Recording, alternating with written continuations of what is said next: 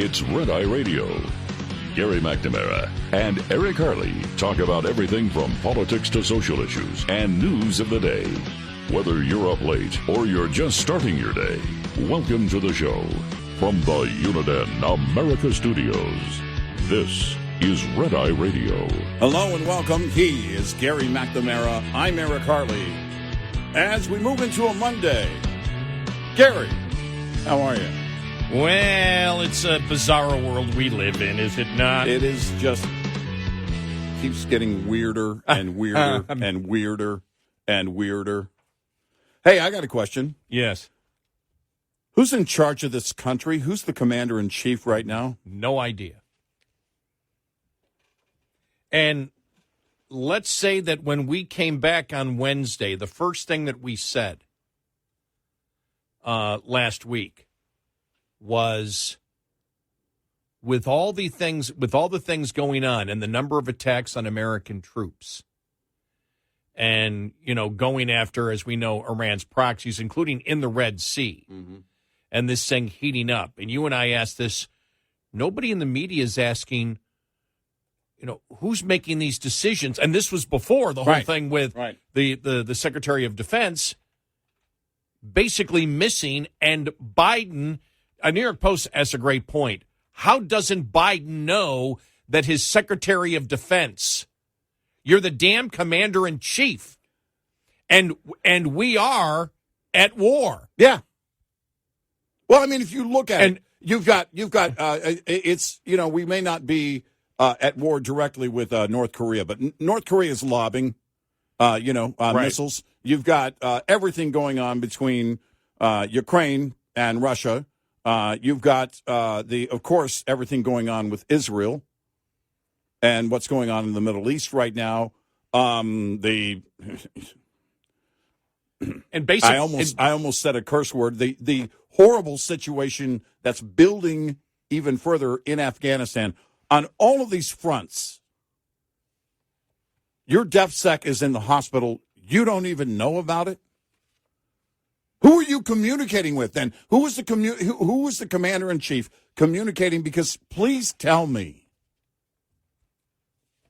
that there is a regular communication between the commander-in-chief and the office of the defense secretary every single day. How many attacks have there been on American interests from Iran proxies? 50, 75, 80, 100? I was going to say I lost count. And how many attacks every day do we attack back? And you and I asked this question last week. We said, with Biden on vacation all this time, he's not sitting with the people at the Pentagon directing this, saying, here's what you got to do here, here, here. And there are so many different variables going on. And so we're wondering, we asked the question, who last Wednesday, first thing when we came back was, well, one of the first things when we came back was, who's giving the orders to do this? Right. There is no communication with the American public when these things happen where you would hear, all right, what happened in this particular case was, or we're not going to tell you because of methods and sources or whatever, if you want to even give that excuse. But the media doesn't ask any questions on this at all. No. And so you don't see, they will now, they have been now since this came out, but it's like, who the hell's in charge? Which is a totally legit question. It's not over the top political rhetoric from the opposition. Right. It's a legit, completely, totally legit question. What the hell is going on? Who's in charge? We're being attacked. We're attacking back. And then we find out that since last Monday, the Secretary of Defense, Austin, has been in the hospital. Politico did the thing of I can't think of his name. National Security Director, Jake Sullivan, holding a meeting, and it's like, where's Secretary of Defense? Where is he? Yeah, right. And it's your like daily briefings. Right. Are you not seeing the empty chair? Well, the thing is, he said he was working. They said, he was working from home. Uh-huh. And he goes, oh, okay. Uh-huh. But so the defense secretary tells you he's working from home, and he's in the hospital? Right. And nobody knows? There's just way too many holes in their story. It is just, I mean, it's just, you just shake your head and go, well, I guess we were onto something. We were sensing something last week when it was like, who's in charge here? How come we don't hear when these attacks happen that here's a chain of authority when these things go on? Because it's something that the American people want to know. Yeah. What's a chain of authority here? When are we allowed to attack? Who's giving the order to attack when we attack back? Right. Those are all legit questions of every administration. Like, media has no interest in it, and all of a sudden we find out that the defense secretary didn't tell anybody and nobody knew that he was in the hospital. We still don't know what he's in the hospital for. Right. The most transparent administration in history. Well, it's interesting that you say that because I was thinking about it. It even goes beyond transparency. They're not competent enough to be transparent. They don't have the knowledge to be transparent because they don't have a clue what's going on inside their own administration.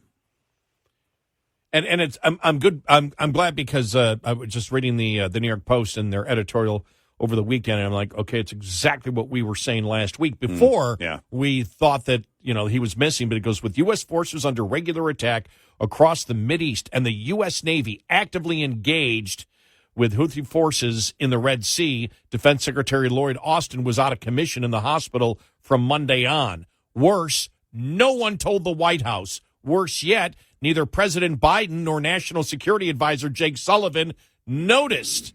Not until the Pentagon let Sullivan know on Thursday. Anyone thinking that the nation is well led despite Biden's blatant feebleness better think again. Austin and his deputies ignored the law here, while Sullivan was plainly asleep at the switch.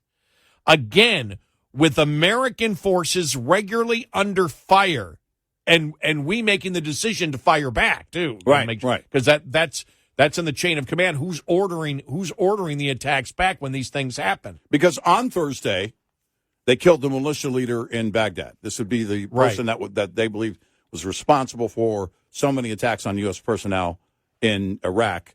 And you and I, that's when we renewed that question, who's giving the orders here? Yeah. And now we learn that was the same day that they basically learned that their DefSec was in the hospital. Well, if Biden isn't even talking to the Secretary of Defense, then who's making the decision? What does the daily briefing look like? Who's populating that meeting? Because, again, with American forces regularly under fire, and we're firing back, and our friends in Ukraine and Israel fully at war with Russia and Hamas. Oh, and the public was kept in the dark until Friday. Oh. Meanwhile, Austin's surprise hospitalization left the Deputy Defense Secretary, Kathleen Hicks, filling in for days from her vacation in Puerto Rico. Wow. Biden returned, and she didn't know. Are they all quiet quitting? Biden, 81, returned Tuesday from another vacation in the Caribbean and presumably focused the rest of the week on preparing for his Friday campaign speech, again declaring that our democracy is in danger because of Trump, all of which apparently left him no time for ringing up his defense secretary to check on any foreign threats to said democracy. Sullivan, meanwhile, is a glorified intern who in the days before Hamas's October 7th atrocities was literally bragging in print about how Biden's leadership has made the Middle East safer than ever. He's also part of the Biden brain trust that still thinks we can make Iran our friend if we just close our eyes tight enough and come up with sufficiently large bribes. So it's no real surprise that he utterly was clueless about the defense secretary going AWOL.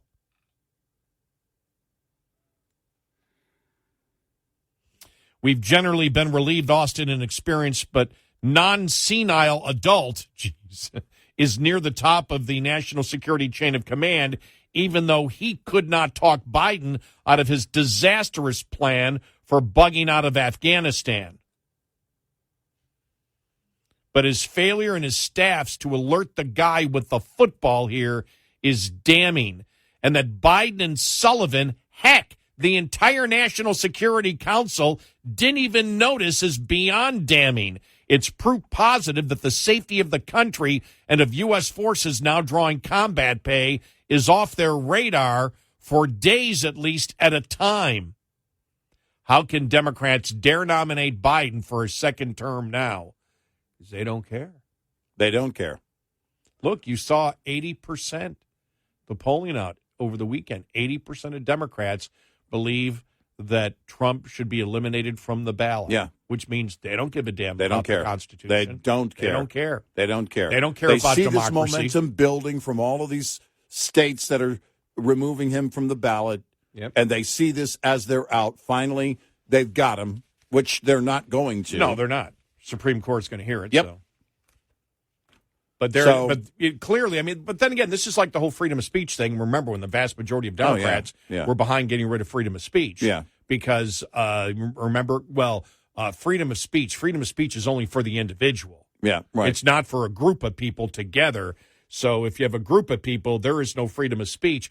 But on the Second Amendment, that right is only for groups of people officially sanctioned by the government, not for the individual. Right. My question to all those Democrats, how many of them also want Biden removed from the ballot? Because his own party is not supporting him. Think about this. They know. They know how bad it is. This is going to be big this week. Yeah, it will. Yeah, the whole thing with Austin is again, you started asking that question as soon as it was the morning we came back. Yeah. It was Wednesday morning last week. And then the taking out the militia leader in Iraq. We asked it again, right? Who's making these calls? And why isn't anyone inside that press briefing room asking that question repeatedly? Well, after what we learned over the weekend about Austin, it's the only question in the room right now. It should be the first question and only question until they answer it. Who's making the calls? How could you have a daily briefing for days and not know that? Not know he's hospitalized? How does that happen? I don't know. Is Biden attending his own daily briefings?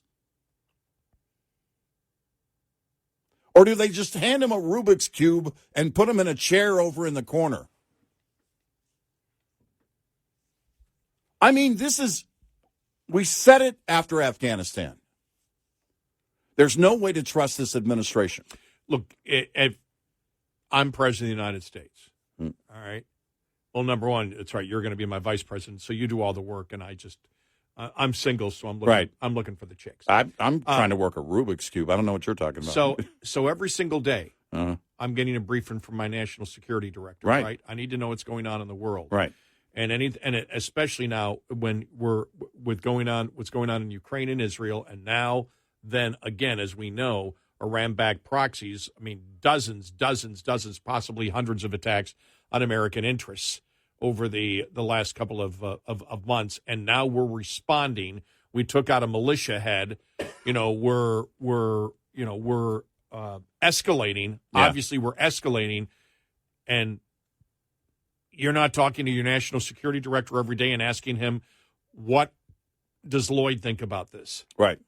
Not what his assistant thinks. Right. What's going on here? What's the plan? And I want to hear from the person that I appointed.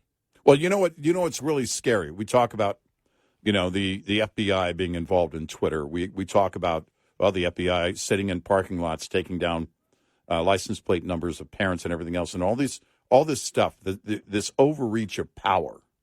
And you think to yourself, my gosh, how does this happen? And you and I have been talking about for years, going back to the IRS thing with Lois Lerner.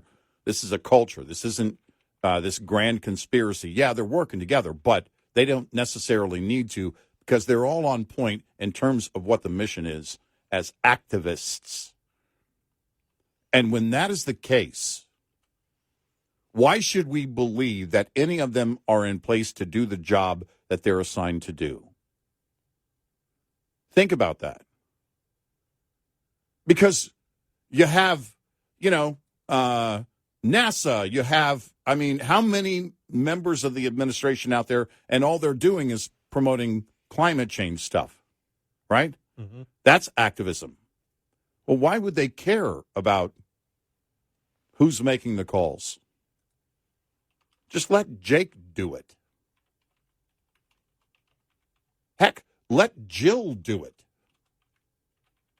Why would they care about any of the roles that they're all supposed to be doing if they're activists to the core? If it's only about reshaping the narrative and fulfilling the activist agenda, then they're not worried about it. And this is some sobering truth, what's happened and what we're learning in the last week about the fact that nobody is driving this bus. And if somebody is, then they need to tell us who that person is. There's nobody at the wheel. And Elon Musk didn't make this bus. It's not supposed to drive itself. Just amazing. It is just frightening. 866-98-RED-EYE. This report is brought to you by Shell Rotella. With advanced synthetic technology, is designed to help keep your rig running with more mileage and less maintenance. Electrical systems are one of the most common causes of winter breakdowns. So when your batteries talk, it's important you listen. Keep an eye out for the warning signs that may indicate your electrical system needs attention to help avoid getting stuck out in the cold this winter. The most obvious sign that a battery-related issue is present is if your truck has trouble cranking at the proper speed. If you experience any sluggishness when starting your engine, get a full electrical system check from a trusted service provider. Lines open for your calls. 866-90-RED-EYE on Red Eye Radio.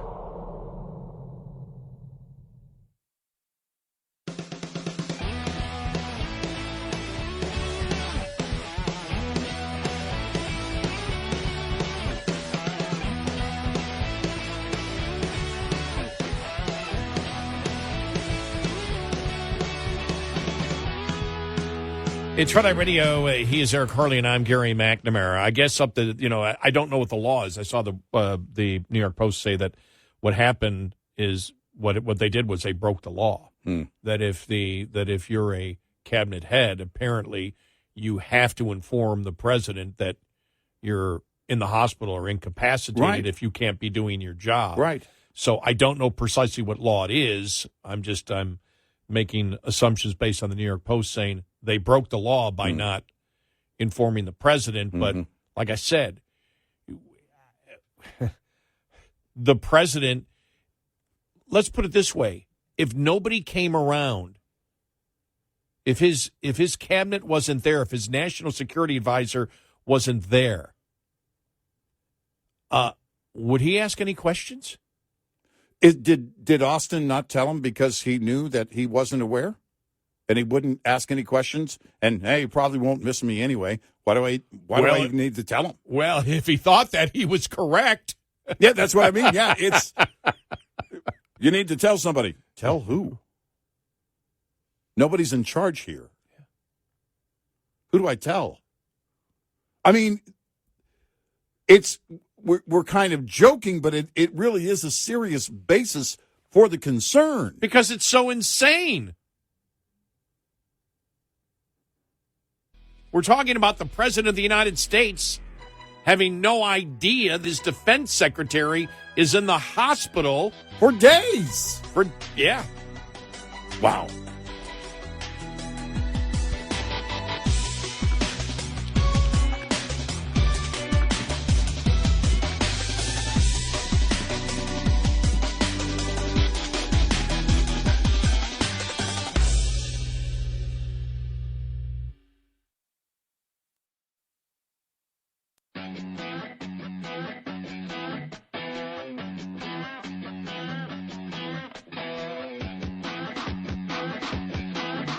You're listening to Red Eye Radio from the Uniden America Studios.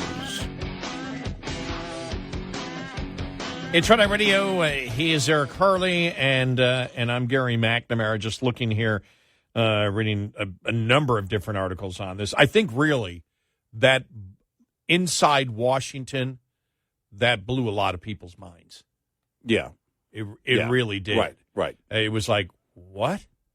Secretary of Defense? Because people know we're in armed conflict. Call it whatever you want. I say war because it's war. It may not be a declared war, but it's war. Mm-hmm. We're fighting Iran's proxies all the time, which means we're fighting Iran. Now, we can get all the way back to, I guess you could go all the way back to the point that if Biden knew that he was willfully funding Iran's proxies, then maybe he doesn't want to know what the defense secretary is up to. Because everything here is just so bizarre. You think about this. I know you have. This is rhetorical.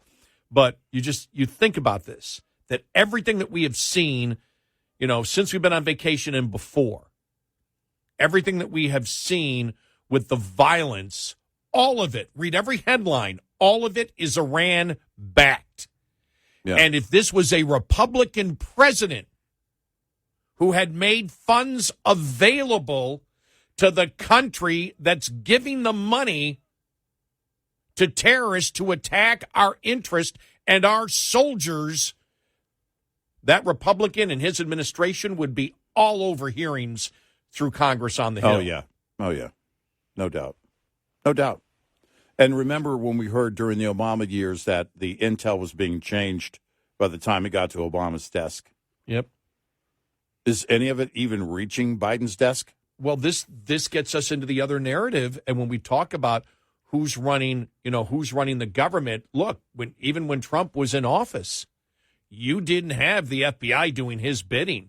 No, they wanted the leadership of the FBI wanted him out. We know they wanted him out. Right. And so we've talked about the bureaucracy in the United States where there is a culture of corruption that exists that is okay. Mm. And you can see the culture of corruption even goes to the Democratic voter when you see that 80% believe Trump should be taken off the ballot. Right. Well, then you don't have any. Now, we understand this because most Democrats don't even understand what the three branches of government are. So they have no idea how the government runs to begin with. So they don't wish to be inconvenienced with the fact that, well, it's unconstitutional if you read it.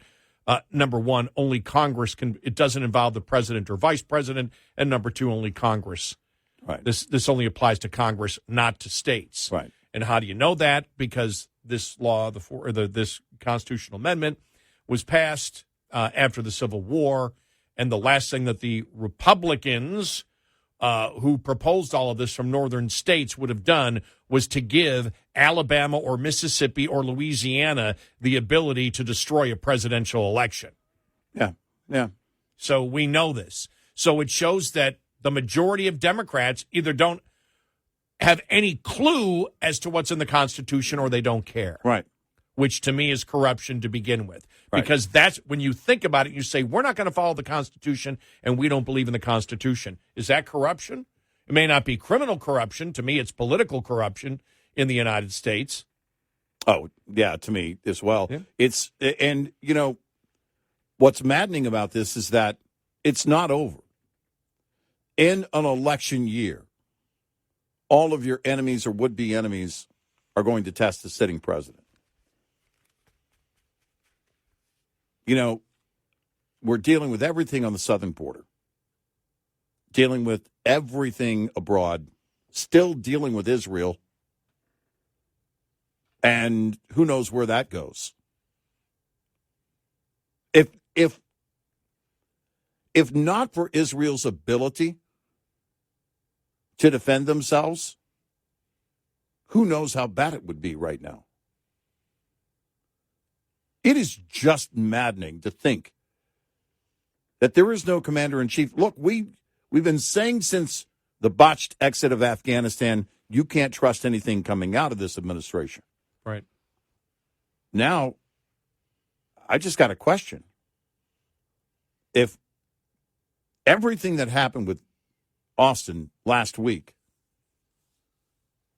You look at that situation and ask yourself, wait a minute. Are they even having daily briefings? I mean, what does it even look like? How can you say, oh, no, we have our day? You don't have a roll call? You don't have something mentioned about your defense secretary being in the hospital? That would be a bulletin, a direct hotline bulletin. Mr. President, the defense secretary is hospitalized. In his stead, this person is serving. This person will be part of those who populate all of the daily briefings until further notice. That's simple. Well, I mean, this is whole like the entire balloon thing that came out, the Chinese balloon. Yeah. When we were on vacation and we found out that the administration actually wanted to keep it secret. Right. But they couldn't because the public figured it out. Right. And number two, this whole thing that, there was nothing that was transmitted back to China. Now they know that think about this. And I don't know the details of it. Just what I read last 10 days, whatever, is that, this satellite could actually connect to servers on the ground, American servers on the ground, and go through American servers and deliver the information back to China. Right. So which means real time. Right. So all the BS that they were saying that nothing got out, that's not true. Well, because everything from this administration, everything is a lie. They implied at the time, and we questioned it then, that information was being stored on board, essentially, and that they never transmitted that information back to China. Right. And now we know they had, and we said, wait a minute, are you kidding me? In today's age, they don't have real-time capabilities of transmitting? Now, how they were using American servers, I don't know. I don't know either. I don't know. But there's no way that you launch a mission like that if you're China and you don't have real-time capabilities of communicating all that information that you gather. There's no way. It's a useless mission because anything could happen, even some kind of weather event that destroys your mission. So you want it done in real time. It's just maddening.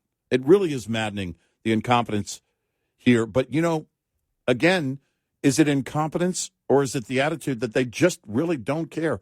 They're not concerned about national security, and we can just point to the southern border for that. Looking at what Tommy Tuberville tweeted the other day. So the Secretary of Defense is in ICU. And the deputy Secretary of Defense is lounging on a beach in Puerto Rico. The Armed Services Committee didn't know. Congress didn't know. The media didn't know. The American people didn't know. And the president didn't even know. Wow. I mean, that's just... And honestly, I have to believe that there is some of the... he really doesn't know what's going on anyway. Why should I even call him? That mentality has to be alive to some extent. And here's the reality, because we've talked about this before, and this was Representative Don Bacon said this. We have a 15-minute warning time for nuclear attacks from Russia and China with the latest weapons. The Secretary of Defense is vital in responding. The failure to tell the White House that the Secretary of Defense was in ICU for 3 days is a failure in leadership. Well, we need corrections now. Wow. It's just amazing. I mean, are you just you shake your head and you go, what? Every single day it gets worse. Well, and this is right now at a critical point. Yeah. It was with us when we saw the botched exit of Afghanistan. All of our allies were shaken by that. Any trust that they had in this administration was gone. And I want to make it clear here because, as we know, the Secretary of Defense didn't tell anybody and they didn't know. Think about this, too, because this is really interesting that when you go back to Afghanistan, remember when all the generals went before Congress? Yeah. And basically said, no, they didn't tell the president. Remember, the president was saying, right. No, everybody agreed that we need to fully, pull out every single aide, and every single military person thought the opposite. Think about this, because that went on for a while before they actually testified. Mm-hmm. And Biden's lie kept going. There was never a leak from the Pentagon stating, no, what the president is telling you is wrong. The Pentagon did not want to pull out of Afghanistan. You never got that. No. Only when they testified. You think that in a Republican administration, if that would have happened, and the President of the United States had lied during wartime about what the generals were telling him, you think that would have been buried under the rug? Never. Never. Never. No. And how's the media, I asked you in the pre-show meeting, how's the media not shouting right now for answers? Well, because they have to do the January 6th stuff. Oh, yeah, okay. And defend Claudine Gay. We'll get to those. Oh. I mean, that's just somebody in National Review goes, this is like what do you call it? From Calvin and Hobbes. It was hilarious. Because basically that this is a game that's going on where there are no rules. Yeah, right. And what do they call it? Not Calvinism. I can't think of what it's called. Which is, and it's like the same here. It goes, they're not even sticking to their narrative. Mm-hmm. It's whatever fits. He goes, they're absolutely so paranoid about losing DEI. They are so behind anti-Semitism, so behind racism, that they're just losing their freaking minds. Yeah. And we'll get to that article coming up here in a little bit because there's.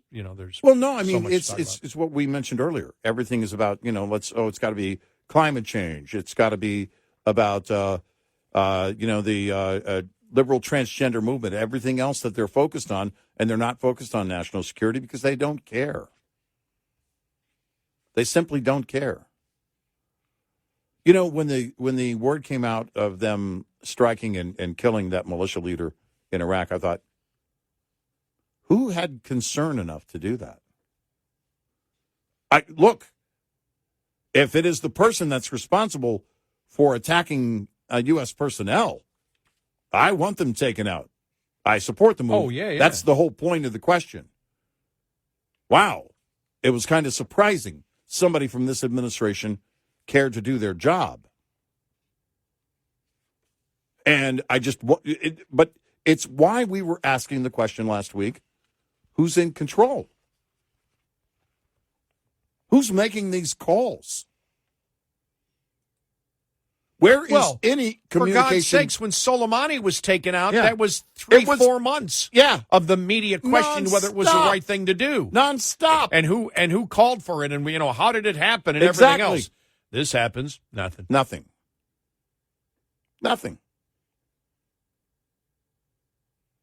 And we were convinced that Biden's not in control, so somebody else had to be making these calls last week, and now you see it. They didn't even know their defense secretary was in ICU. Jeez. Second in command on a beach. I mean, wow. I know. Most of us right now that are working feel more dedication. I was going to say, jobs. you would get, things like that get you fired. Yeah. I mean, it's like you're going out of your way to hide from the boss. I don't know what happens with Austin. He's never fired anybody, has he? I don't think Biden's fired anybody. No. Yeah. But I don't know what happens going forward. But this is maddening. Somebody needs to be asking these questions that we've been asking, and Monday morning will be interesting. 866-90-RED-EYE. Get in touch with Red Eye Radio, toll free at 866-90-RED-EYE.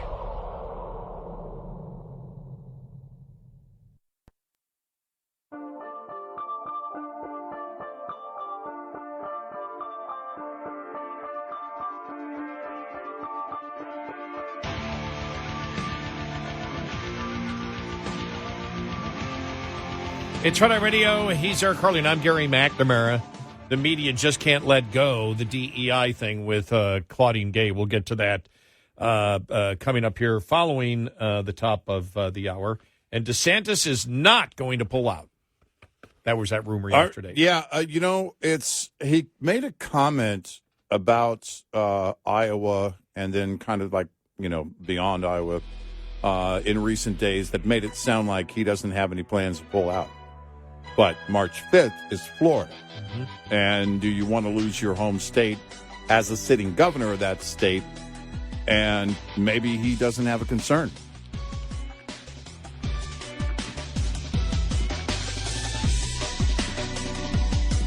Top of the Hour News is brought to you by House Products. Visit houseproducts.com. This is Red Eye Radio on Westwood One.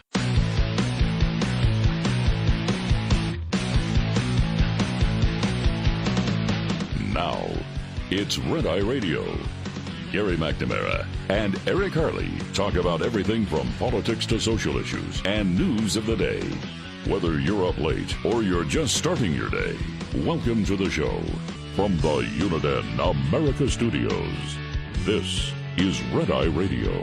All across America and around the planet, he is Eric Harley, and I'm Gary McNamara. Good morning, welcome. Download our Red Eye Radio app today. Listen when and where you want if you can't listen live overnight.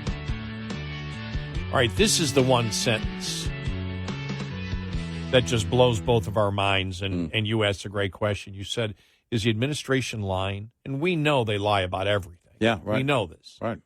We know that the president lied about what the generals told him about Afghanistan. But this is the one where you look at it and you just go, my God. The Deputy Secretary of Defense was not told that Defense Secretary Lloyd Austin had been hospitalized when she assumed some of his duties on Tuesday, two defense officials confirmed to CBS News. Deputy Secretary of Defense Catherine Hicks was informed of Austin's hospitalization on Thursday, officials said. Hicks was in Puerto Rico and returned on Saturday, according to the officials. I don't buy that at all. Now, Austin has been hospitalized since January 1st due to complications following a minor elective medical procedure, the Pentagon said on Friday. In its first acknowledgement of the hospitalization, Austin spent time in the ICU, according to administrative officials.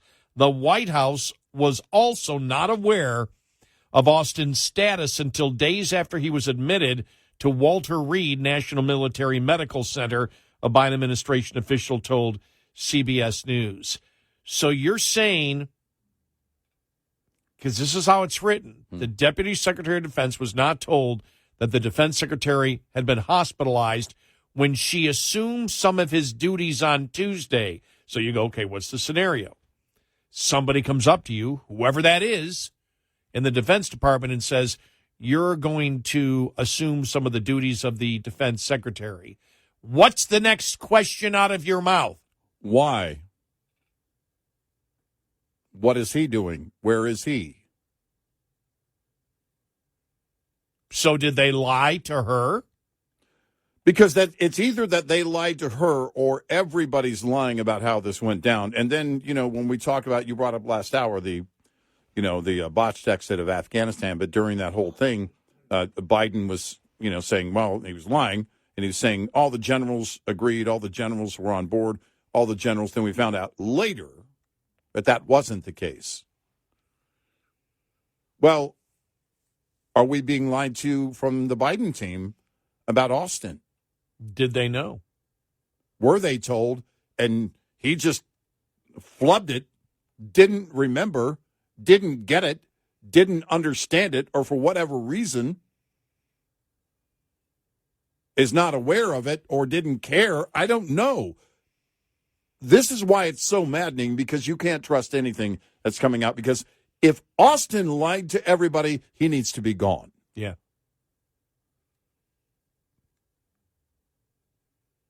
Because it's not good enough that you gave it to your second in command to assume the post. If you lied about why you couldn't do that job, then you need to be gone. And there's no two ways around that. And by the way, if the Biden administration is lying, the American people deserve to know, but I don't think we'll ever learn truth about that, at least not right away. But this is why we bring up the question. They were lying about the botched exit of Afghanistan all along. Why wouldn't they be lying about this? Look, they lie about stuff that's, well, as you said, we get into gaslighting. The border is secure. Yeah. Yeah. We all know it's not. I mean, they're lying. They're lying about everything. And so you look at it and you say, what aren't they lying about right now?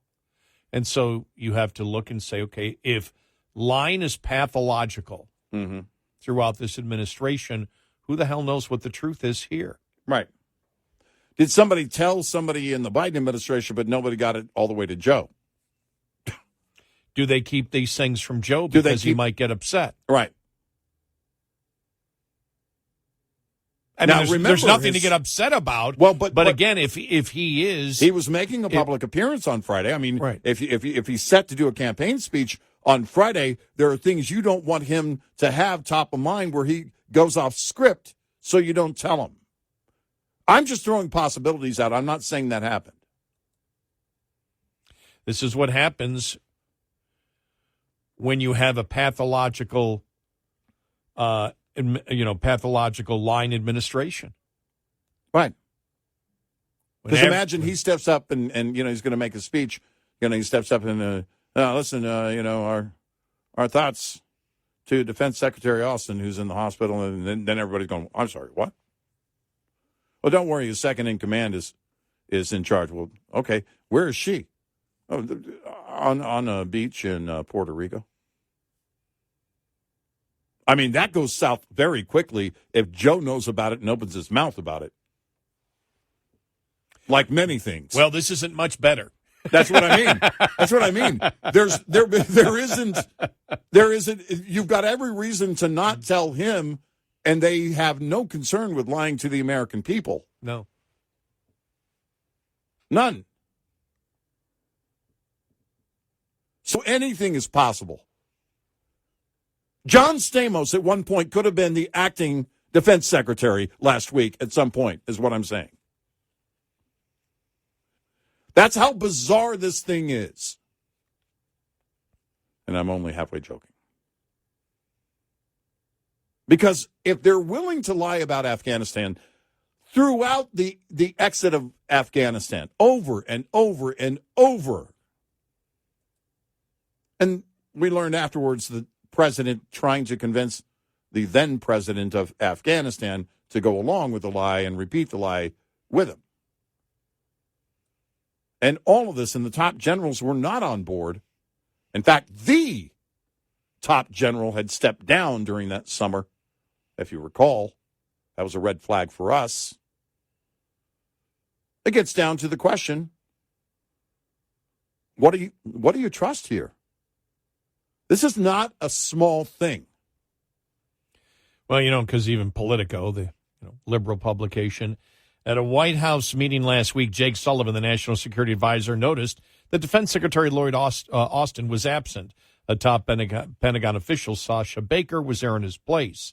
There was nothing obviously unsettling about this. Austin was scheduled to work from home, and lower-level aides often sit in for their boss. But what neither Sullivan nor Baker knew at the moment was that Austin was already hospitalized at Walter Reed National Military Medical Center with complications from an undisclosed surgical procedure. And remember, in ICU. Right. Which means you're incapacitated. At that point, you can't make decisions. You can't make decisions. Right. Days later, Austin's secret hospitalization has spiraled into a drama engulfing the upper echelons of the Biden administration. Senior White House officials are struggling to answer questions about who knew what and when about the former general's medical emergency. Criticism is pouring in from Congress and the media, and since the Pentagon went public with the situation on Friday night, new reports are coming in, including Politico's disclosure on Saturday evening that the Pentagon had not informed the president nor the National Security Council for days that Austin was indisposed. The strange saga has fixed Washington on one question, actually two. Politico only has one because the other one leads right to the president. The strange saga has fixed Washington on one question, what's going on with the Secretary of Defense? And the second question, how the hell didn't the president or the people around the president ask questions of where the hell's Lloyd? Right. We're in armed conflict right now all across the Middle East. Right. Well, he's just been gone for a while. Nobody really cares. Wow. White House and Pentagon aides insisted Austin's job is not in jeopardy, at least not yet, but they're sticking to that line despite seeming to lack full information on what actually has been going on at the Pentagon. And that's the thing. Even now, you can't get any information. And the stuff you get doesn't make sense. Yeah. The CBS report, oh, no, she was given some of the responsibilities on Tuesday. What do you mean some of the responsibilities? Yeah.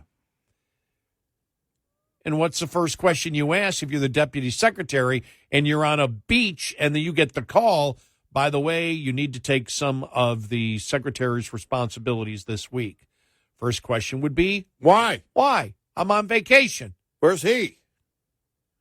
And they claim they never told her until Thursday. Just absolutely Some mind-boggling. of the responsibilities. That's a whole new line of questions. Yeah, exactly. What are some? Because the most important responsibilities went to who?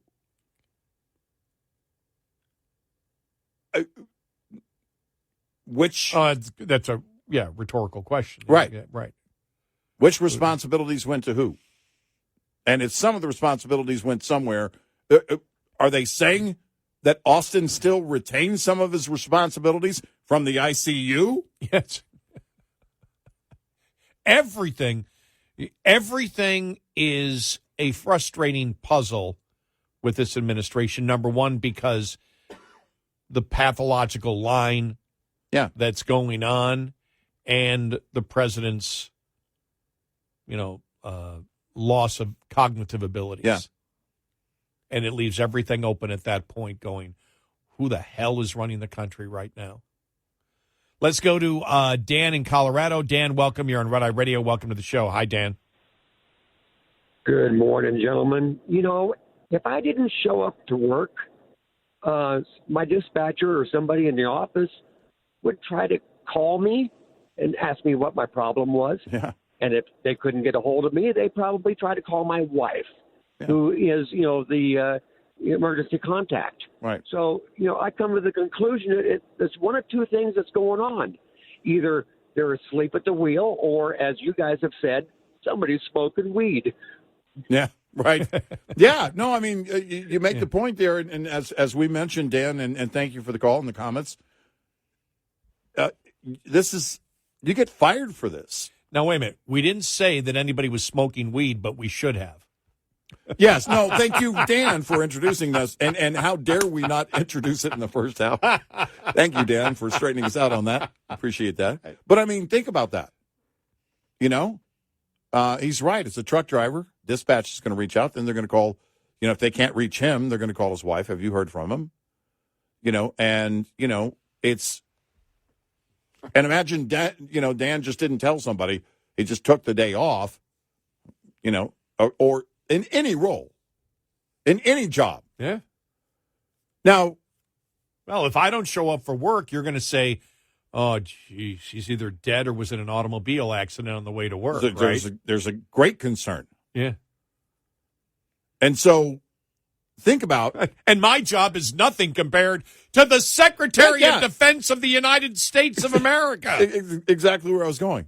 You're the defense secretary. I would be freaking out if my doctor said, we have to admit you into ICU. Now, if he wasn't aware, if he wasn't awake when they made that decision or something, somebody near him, his team, somebody on that team makes that call. That's a red alert call to the White House. Directly. And immediately. And without fail. There's a lot of lies being told here. Well, let's put it this way. If the president had said Tuesday through Thursday, I need to talk to Lloyd Austin. The hell happens at that point? Right. Well, we don't know who's in charge. Well, who's taking over his responsibilities? Well, we have some responsibilities being taken by, the Assistant Secretary of Defense. Right. You mean he's an ICU and he still has responsibilities? Right. Well, where's the assistant in Puerto Rico? Well, does she know he's in the hospital? No. Is she on her way back here? Somebody get her back here. We need her back here now. It doesn't matter what they say, Monday or anytime this week and try and, make up for this whole thing, because here's what should have happened if this was some kind of major misunderstanding. We would have heard it from the administration already. There would have been an explainer statement already. The media had it wrong. So-and-so had it wrong. No, there was. Now, I think they're still going to try and say that, but I'm talking about the timing of it. If you could explain this, they would have explained it by now.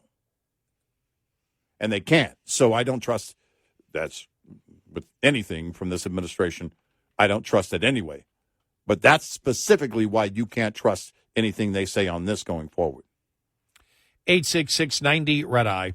Brought to you by FPPF, Fuel Power Max. Uncompensated detention at docks frustrates drivers of all stripes. If you're an owner-operator, you have at least some control over the matter. Make the subject a standard part of your rate and/or contract negotiations on the front end. You can use your own numbers to calculate an hourly rate to compensate for lost income opportunity, as well as fixed costs, which don't stop when the truck stops. Those two elements of a fair detention rate were deemed appropriate by most of Overdrive's audience almost a decade ago.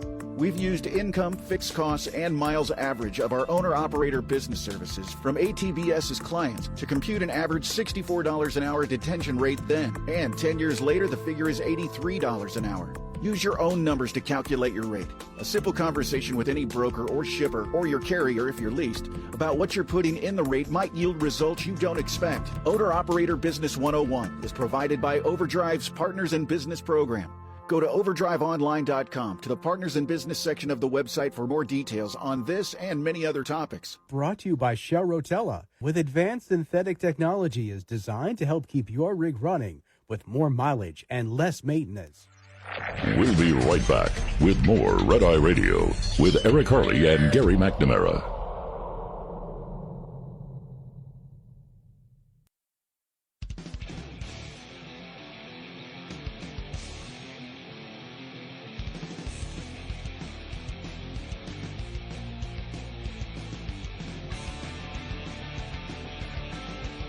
It's Red Eye Radio. He's Eric Harley, and I'm Gary McNamara. The Defense Secretary debacle. Let's go to Ralph in Tennessee. Ralph, welcome. You're on Red Eye Radio. Welcome to the show. Hi. Hi, how you doing? Good. Okay, my question is, this is my observation. The Secretary of Defense is in ICU, the deputies on the beach in Puerto Rico. The person who actually made the call to get a hold of that deputy to get them back to Washington, that sounds like they're the only ones with the common sense enough, and maybe they should be in charge of the Secretary of the Department of Defense. Well, not really. He called her, by the way. It's her. She's the Deputy Secretary is a her.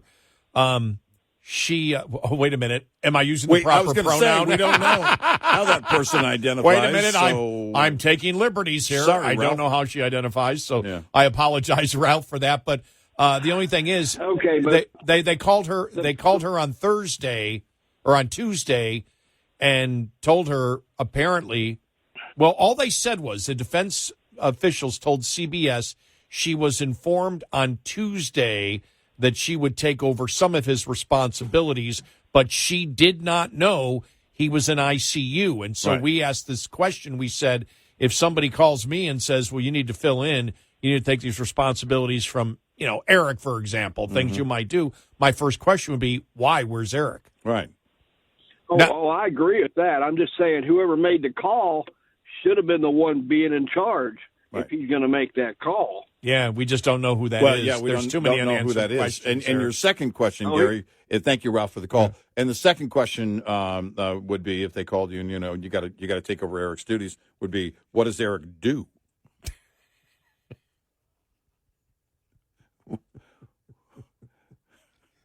Don't call it a You need list. to take over Eric's responsibility. What is it what would you do here? what would that be?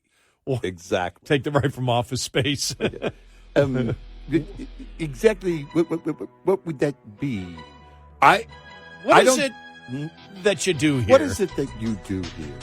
I don't trust anything about this whole situation.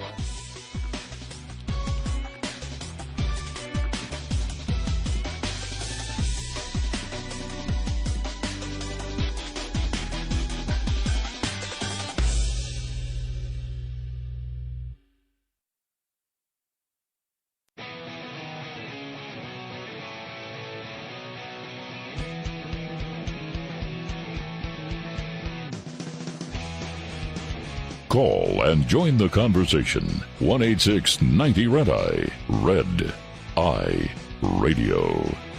And he's Eric Harley, and I'm Gary McNamara. Wow, that was scary, the Alaska Airlines.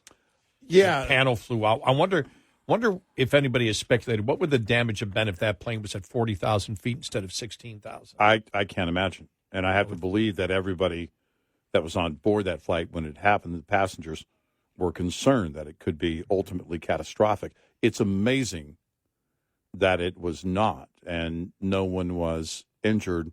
According to reports, a cell phone was sucked out of that hole that was left by what they call a plug. Alaska Airlines doesn't use that panel for an emergency exit. Other airlines do. And so Alaska Airlines and other airlines that may not use it as an exit put what's called a plug. That's why it looked like a door came out. You know, It was a panel that's called a plug. The passengers, of course, they lost cabin pressure. They're greatly concerned. The crew turned around. The pilot turned the plane around, went back to Portland. The National Transportation Safety Board said that particular plane had some cabin pressure warning signs that went off a few times leading up to this event, not on that day, and they don't know if it's related at all. But that particular plane had been restricted from flying over water. No long flights for that plane until they could figure that out. And that way, if there was something that light came on again, or something happened, they could turn around. So it was restricted to shorter flights. But it makes you wonder. And also on that aisle 26, the two seats right next to that plug were empty. Empty, yeah. And I don't know what would have happened. You assume that someone would have had their seatbelt on, even when they tell you to put it on. I mean, if they were in that seat, one of those two seats, even when they tell you to put it on, sometimes, before you get to full elevation, people will undo their seatbelt, maybe if they've got to go to the restroom or something. So there's no telling. That could have been much worse, but I can't imagine how scary that would have been. Do you remember that Hawaiian airline? Yeah. Where the whole top of it, people were sucked out of that. Yeah. The footage of that plane landing, I know, was just bizarre. You could see, as it was landing, you could see the people, passengers. Yeah. I just can't imagine. I mean, that would have to. That's going to be something that is going to be traumatizing for those individuals for quite some time. Yeah, that's the kind of thing where you land and nobody is hurt, and they say, "Well, we're going to put you on the flight an hour from now. Could you give me 2 hours? That way I can have 8 drinks before I get off the plane." You have any Greyhound tickets? I mean, I don't know that I could get on a plane right away. In fact, I'd tell you right now, I probably wouldn't. I would. I wouldn't. Because the same reason that fleet was grounded, I want to know what's going on. I want to know why that happened before I get back on a plane. Yeah, I would, being an odds person, the odds that these things are so rare. The odds that it would happen on your next flight just aren't there. Yep. It's not enough to convince me. I think I'd still stay on the ground until somebody tells me why that happened. Yeah, I'd be out. Hey, I'm flying. Well, I'm not flying the same plane, but I'm flying on Friday. They won't have an answer yet. And I'm flying over the Gulf of Mexico. Yeah. Yeah, it's, because, look, things happen. By the way, that plug, that panel, a guy found it in his backyard. That was my next question after the story. The story came out, and we knew that it had landed safely. No one was injured or worse. And then my next question was, yeah, but where did that panel go? Because they weren't over water. It landed somewhere. There's a lot of, in that region, there's a lot of forest area, Mm-hmm. That's, where Bigfoot and D.B. Cooper both live. Yeah, because it was, I'm sorry. I forgot to tell you. What? You're D.B. Cooper? No. Oh. Where the panel dropped. I talked to Leafy. Yeah. He described me where it dropped. It dropped probably within 1,000 feet of where I used to live in Portland. Yeah. On the other side of Sylvan Hill is what I heard. Thank goodness nobody was hurt on the ground. Over near Southwest Barnes. Yeah, when he told me, I go, wait, that's where I lived. Yeah. Couldn't believe it when he told me that. I'm like, I lived there. Yeah. So it's right in the major, because I was right on the border of the entire, huge city forest. Yeah. I mean, it looks like, you're in the middle of, of 2 million people, right, but there's this huge forest in the middle of it all. And I lived right outside of it as you get down near, Cedar Hill, I think it is, down there, exactly where I lived. It was right there, right in my neighborhood. Mm-hmm. So I forgot about that. Well, and that the plane was in motion. So it's not like being dropped from like a helicopter that might be hovering. Right. So I wonder, again, if that panel, when it hit the ground, it had to have skipped, and I don't know how far. It's going to be some media on that, if not already. Local media is probably already on it. I just haven't seen it. But the guy where it ultimately landed in his backyard has already talked to the media. But you look at that situation, and I can't imagine how frightening that was. Oh, it's got to be horrifying when it happens, right, because what's horrifying is not, once it blew, you're like, okay, everybody's safe, nobody died, but what you're thinking is it's going to break open bigger. Well, that's the terror concern that you deal with. Well, going down. And the reports and came the noise is that had to have been highly unsettling. The depressurization of the cabin, all of that, But when you look at that, and the reports came out from witnesses that the flight crew was telling individuals, look, we need you to stay seated, and everybody was, everybody's confused, very nervous, very upset about this. If you're a passenger, one lady screaming, my son's blanking shirt was torn off. I don't know. I'd like to know the full story on that. Yeah, so would I. That was pretty wild. But a cell phone, and I think they said a stuffed animal, and somebody's shirt was taken out the void. But you have to look at it from the crew's,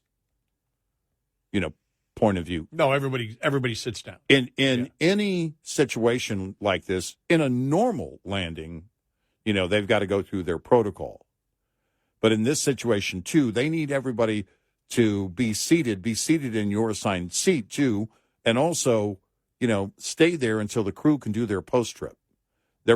Because on something like this, you have to know, you have to be 100% certain that there are no missing persons here. I'm sure they got that plane down very quickly. Yeah. So I'm going to guess minute and a half is all it took to get below 10,000 feet, and then you would have to. And that's then probably the first thing they ask for from the towers is permission to get below 10,000. I don't know if you ask. You may demand I'm going down under 10,000. Well, yeah, you're declaring an emergency, but you still have to communicate. That's a mayday. Yeah, you still have to communicate that. But it probably didn't take them that long to get down there. So, But still, you just And don't. what were they at, 14? 16,000. 16 when it happened? Right, Yeah. which is the lack of pressure at 35,000 feet is a lot greater. You know, the difference on the shell of the plane would have been much greater at 35,000 feet, which that's where you look at and go, okay, that panel blew out. And so was it just the individual panel and the structure was actually intact, everything? Is it because of some human intervention? Is it, I mean, so many questions. If I'm sitting on that plane, those are all the questions going through my mind. Oh, yeah, because you don't know if it was a bomb. I don't know. You don't know. And, so it's a, I just a scary situation, but it did remind me of that flight to Hawaii where they're coming in. And I mean, I'm sure it's all over YouTube, but we saw it on the news. I don't know how many times. That was years ago. I mean, decades ago. Oh, yeah. And it was just frightening to watch this thing as it was landing and looking at the people seated in that plane. And that's when you looked at it as an engineer, I looked at that and said, how the hell is that plane still together? Yeah. How did it break up in the air? Because that whole top was off of the front part of it. Yeah. That was just unbelievable. Right. Yeah, it's that's just, I'm happy that nobody was hurt. Horrible situation to have to go through.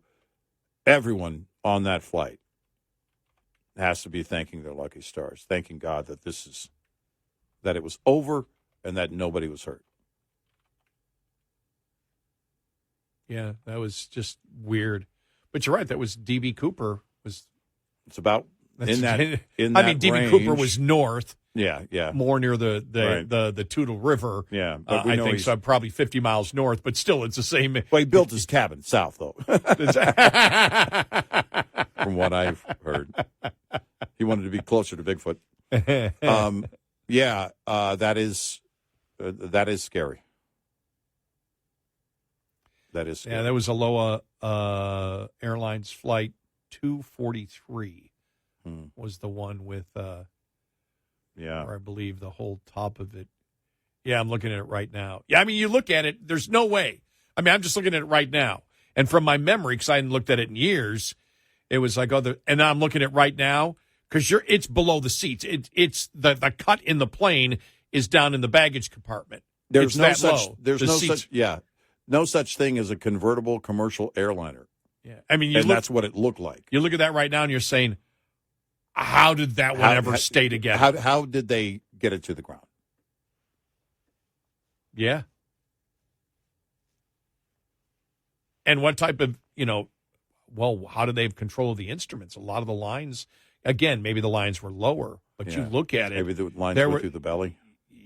Yeah, the lower belly maybe, because they couldn't have run through the upper part of it. Right. Wow. Jeez. All right. Maybe I sit at the bar and take the flight out the next morning. Well, I'm certainly going to take up smoking. I'm not going to tell you what I'm smoking, but I'm going to take up smoking after that. Wow. I'm trying to, what year was it? Wow, there was only one fatality in that. Yeah. Wow. Right. Yeah. And that was the flight attendant, apparently, that was sucked out of the plane. Right. That was 1988, Boeing 737-297.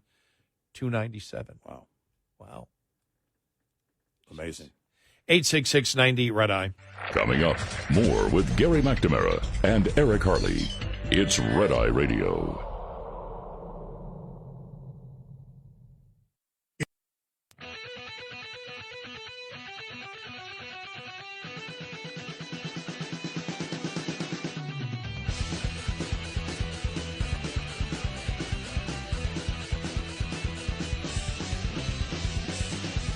It's Red Eye Radio. He's Eric Harley, and I'm Gary McNamara. Wow. The left just cannot get off this DEI thing and the Claudine Gay resignation and everything else. They are just going to double, triple down on promoting anti-Semitism and racism. It really is amazing to watch.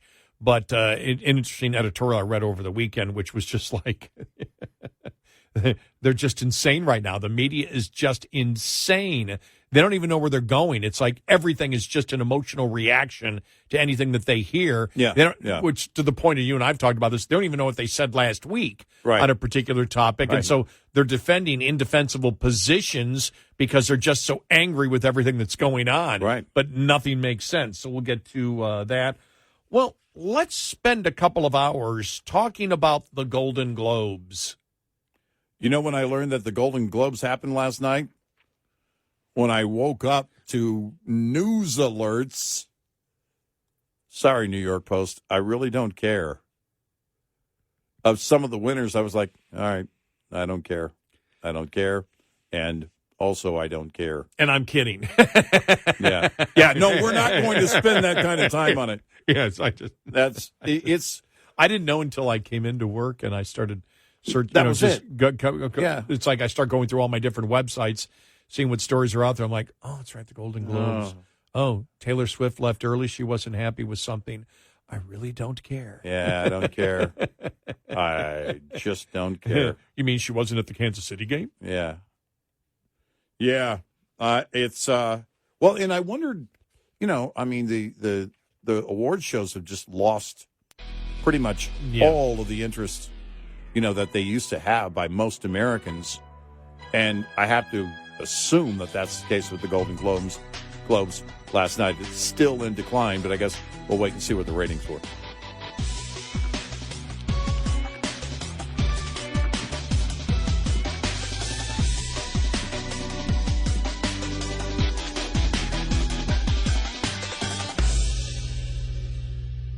This is Red Eye Radio on Westwood One.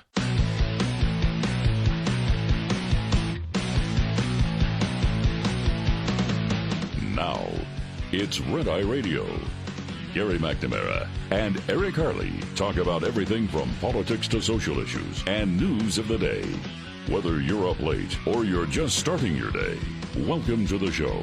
From the Uniden America Studios, this is Red Eye Radio. All across the USA and around the world, we are Red Eye Radio. He is Eric Harley, and I'm Gary McNamara. All right. What do you got? Football playoffs are all set. Okay. There you go. Wild card weekend next weekend. All right. So your Cowboys won. I saw that. I didn't know the Bills won. Because I just I've got to sleep. Mm-hmm. And, when they play a night game. And so even when I get up, I knew they're playing. I got to focus on the show. Mm-hmm. So I just don't look at anything. And I had 2 news alerts from news stations covering that. Yeah. And that's how I learned that both of them won. Well, actually, when I went to Fox, when I came in, I figured, okay, I'll see it on Fox, whatever. I didn't see it on any news site that I went to that they had beat Miami. And it wasn't until I got a message from a buddy of mine, my buddy Jerry, visiting him and his wife Mary in Florida over the weekend. Mm-hmm. Oh, I forgot that means we'll go to, I forgot the name of the place. Oh, Two Frogs. Yeah, all right. The brewery in Tarpon Springs. Right. We'll stop in there. But when he was saying, all right, they play 1 o'clock Sunday, so, and I'm leaving Sunday. So it's like, we're going here. You're going to need to Uber to the airport. Right. So at halftime, I'm Ubering to the airport and flying back. So I'll watch it. I'll watch it at the airport, and then I think the Cowboys played after that. Philadelphia has to go on the road to play. That was like, whoa, really? Mm. Wow. Yeah. Yeah, the Cowboys play at home. I saw that from WFAA. They won the NFC East. So, all right, we'll see where it goes. Yeah. And so what do you have? San Francisco. Okay, so it would be San Francisco and Baltimore have the bye next weekend. All right. Everybody else has to play. So yeah, but we'll see. Yeah, it's what America wants. It will be the one sporting event whoever's in it that will dominate all other sporting events in the United States. Mm. It even beats European football. You mean soccer? You say European football, that's when the Cowboys go to London to play? Was it, I think Jacksonville that lost yesterday. It was Jacksonville. They played 2 weeks in a row in London. Yeah.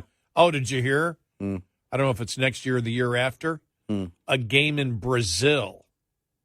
Oh, that's going to be a madhouse. That's going to be a madhouse. It's going to be a football game followed by a Rush concert. I'm kidding. You ever see the then followed by an Iron Maiden concert? Oh, that's right, because they did the same thing. That's right. Yeah, those people go crazy over stadium concerts. There's going to be a riot first of all.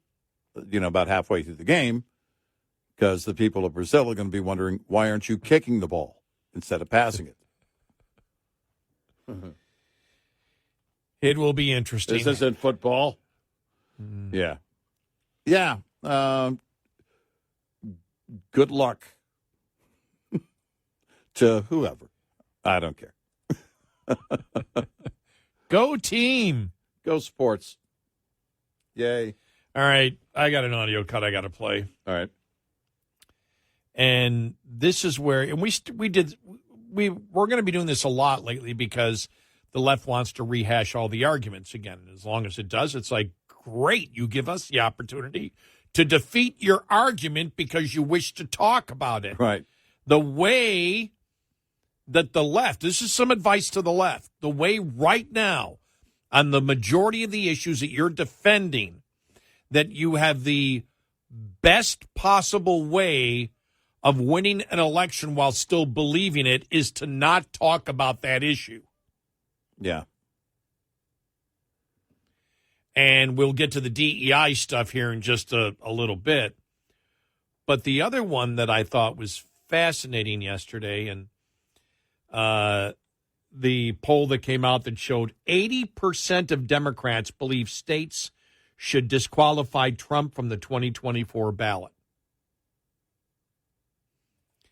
Now, what does that mean? It's absolutely clear. It's as clear as the First Amendment. Oh, that's not clear to the left. It's as clear as the Second Amendment. Oh, that's not clear to the left either. It's as clear as the Fourth. Oh, wait a minute. That's not clear. It's like the Fifth Amendment. Oh, they all understand that one. But this is where Pelosi was on with Stephanopoulos about, is Trump ineligible to be president? Mm-hmm. And you can tell he even knows because he says it's the Constitution. Because she says, well, they have different laws from state to state. And he goes, it's the Constitution, not the state-to-state laws. Right. And then he never really got into the minutia of it and let her get away with it. But none of it made sense.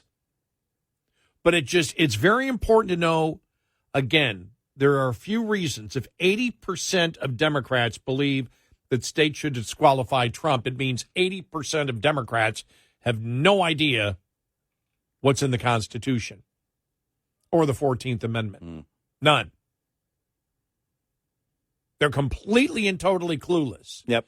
Now, either that's the one point. They're completely and totally clueless, or they know what the 14th Amendment says and they don't care. Yeah. They don't care what the Constitution says. They didn't care what the Constitution says on the Second Amendment. They don't care what it says on the First Amendment. They don't care. All they want is what they want when they want it, and they want it now. Mm-hmm. And this is the evidence right there, because absolutely clear in the 14th Amendment, the states have nothing to do with being able to opt out and find somebody ineligible to be president of the United States. Congress has the authority to do that. That's absolutely clear. And the president, even if Congress does it, well, I don't have to go to the second point. I don't even got to go to the second point. Why bother going to I don't need to go there. Congress decides, not the states. Right. It's absolutely clear in the law. The states don't have a say. The only say they have is in the primary system. Yeah, and they're electors, right. But they don't get to sit there and say, nope, that we're going to keep this person from running. They've never had that ability to do so. And so it shows that the Democrats either don't care about and the majority, this is a rank and file. We're not talking about the actual political party. We're talking about the rank and file voter who is completely clueless on the Constitution. And I want to play this here because this is Pelosi on with Stephanopoulos. Stephanopoulos knows what the law is when he says it's the Constitution. But here we go. If you believe he engaged in insurrection under the plain meaning of the 14th Amendment, you believe he's ineligible to be president. Those laws, those are up to the states. They have different laws from state to state. I don't think he should ever have been president. It's the Constitution. But nonetheless, there is a view of the Constitution in Article 14, Section 3, that he should not be able to run for president. But that's not the point. The point now is that, again, different states have different laws. We don't think in California that it applied. She's all over. She doesn't know what the hell she's talking about herself. No, she doesn't. And here's the thing. No idea. There's a view of the Constitution. That's her way of saying that's their interpretation of the Constitution. I don't care what your interpretation is. It's what the Constitution says. Right. It's like the... But you can tell she wasn't even committing to that because he said it's the Constitution. She goes, well, yeah, I mean, there's certain interpretations of the Constitution, but that's not the point. Different states have different laws. Doesn't matter whether different states have different laws. She goes from a weak point to begin with to even saying, I got to get out of this weak point and go to a weaker point. Yeah.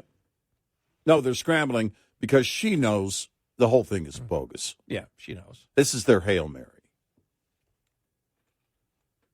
And it's going to fail. And it's their way to discredit the Supreme Court with the left. Sure.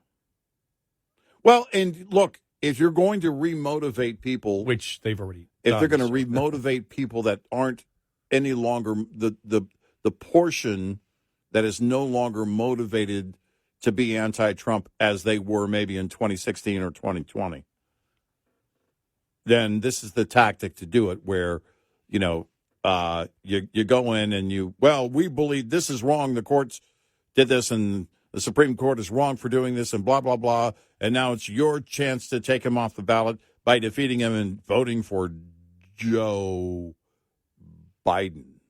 Wow, that's got to be hard to swallow. See, there's the thing. Joe Biden in 2020 was the anti-Trump vote. And he still is for a number of people on the left, but not as many. And now you have the majority of his own party that doesn't want him on the ballot. They were wishing that somebody else would step in.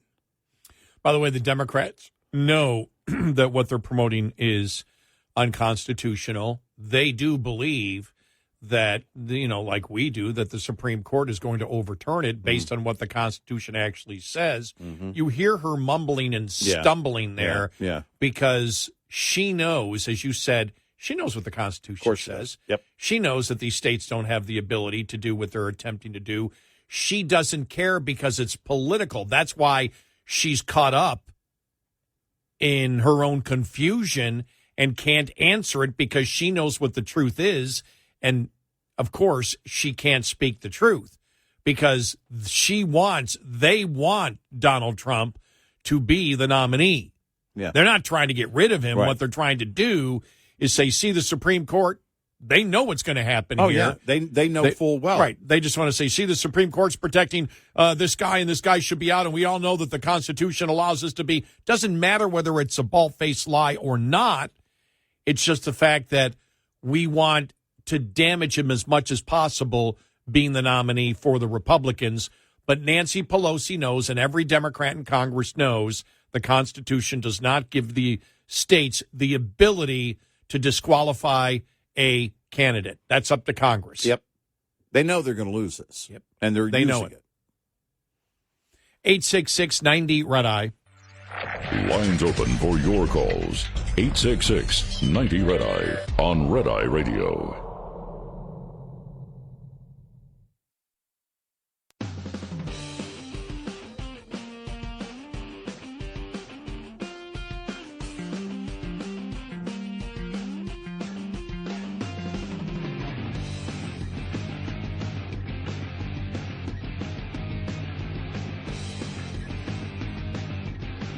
It's Red Eye Radio. He is Eric Harley, and I'm Gary McNamara. Good morning.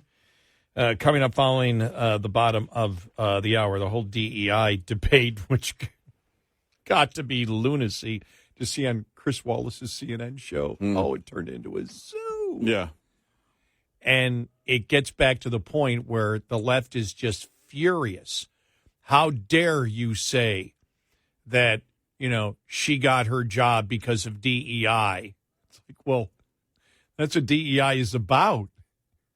Right. The whole thing of DEI is that whites are culturally racist to the point where the entire society must be set up that affirmative action leads everything.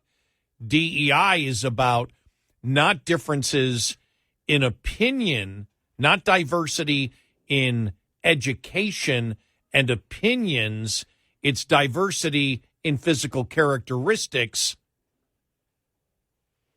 Well, and why wouldn't they be celebrating that idea of someone being in her position?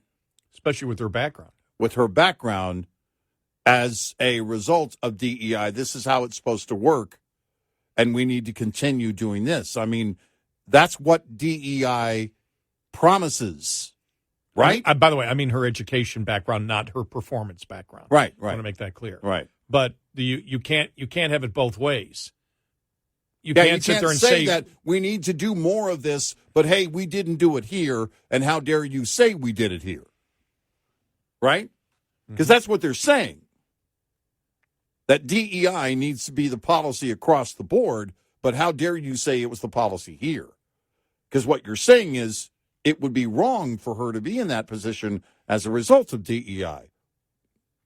That doesn't make sense. I mean, it's humorous, and I hope they keep on this. That's one of the good things that has come out of this. And by the way, it was all based. Their whole discussion was based on the whole Mark Cuban, Elon Musk thing that started. Wow, where Cuban just got blasted, because he wasn't talking about. He talked about what the words to him mean, not what the words mean to the people that are promoting DEI. Yeah. And so he was off the topic to begin with, but still it got to be so humorous because he just got blasted. Right. Yeah. He just got blasted. And it was, as I said, you and I said this last week, we said, anybody else noticing this thing going on here? Yeah. Because we were sitting overnight going, look at this war going on between Elon Musk and Mark Cuban. It's like, but Mark Cuban's playing stupid. Like, well, what's wrong with diversity? What's wrong with equity and inclusion? Yeah, right. Inclusion and diversity it's like, Mark, you don't know what you're talking about. You're talking about what you believe it is, not what it is in these companies and institutions of lower learning that believe they're higher learning. Right. Like he doesn't know. Exactly. He was either playing stupid or he's not paying attention at all because he's busy. He was busy selling his team. I just, it's over and over again, the left runs into its own wall. The wall that they built. And you can't have it both ways with this. You embrace it, but you reject it. You reject the idea, well, she's not in her position. She wasn't brought to her position as a result of DEI. Oh, wait, aren't you saying that's actually what should happen? You're saying we need to be doing this across the board, but how dare you for saying that we did it here?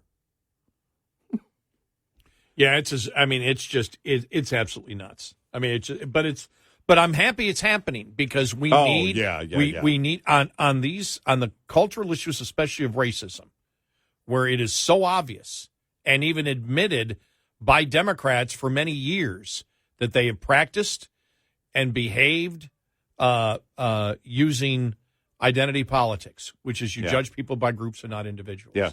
I know we've repeated this 1,000 times, but they keep repeating 1,000 times that identity politics is good, right, and just. Yeah. And so we're like, okay, then you're endorsing it. And we've been on this for the longest time and still feel that the conservative media and the Republican Party does not hit this hard enough and throw it back in liberals' faces. You're the racist. Right. You've admitted you're the racist. Right. By promoting identity politics. Yep.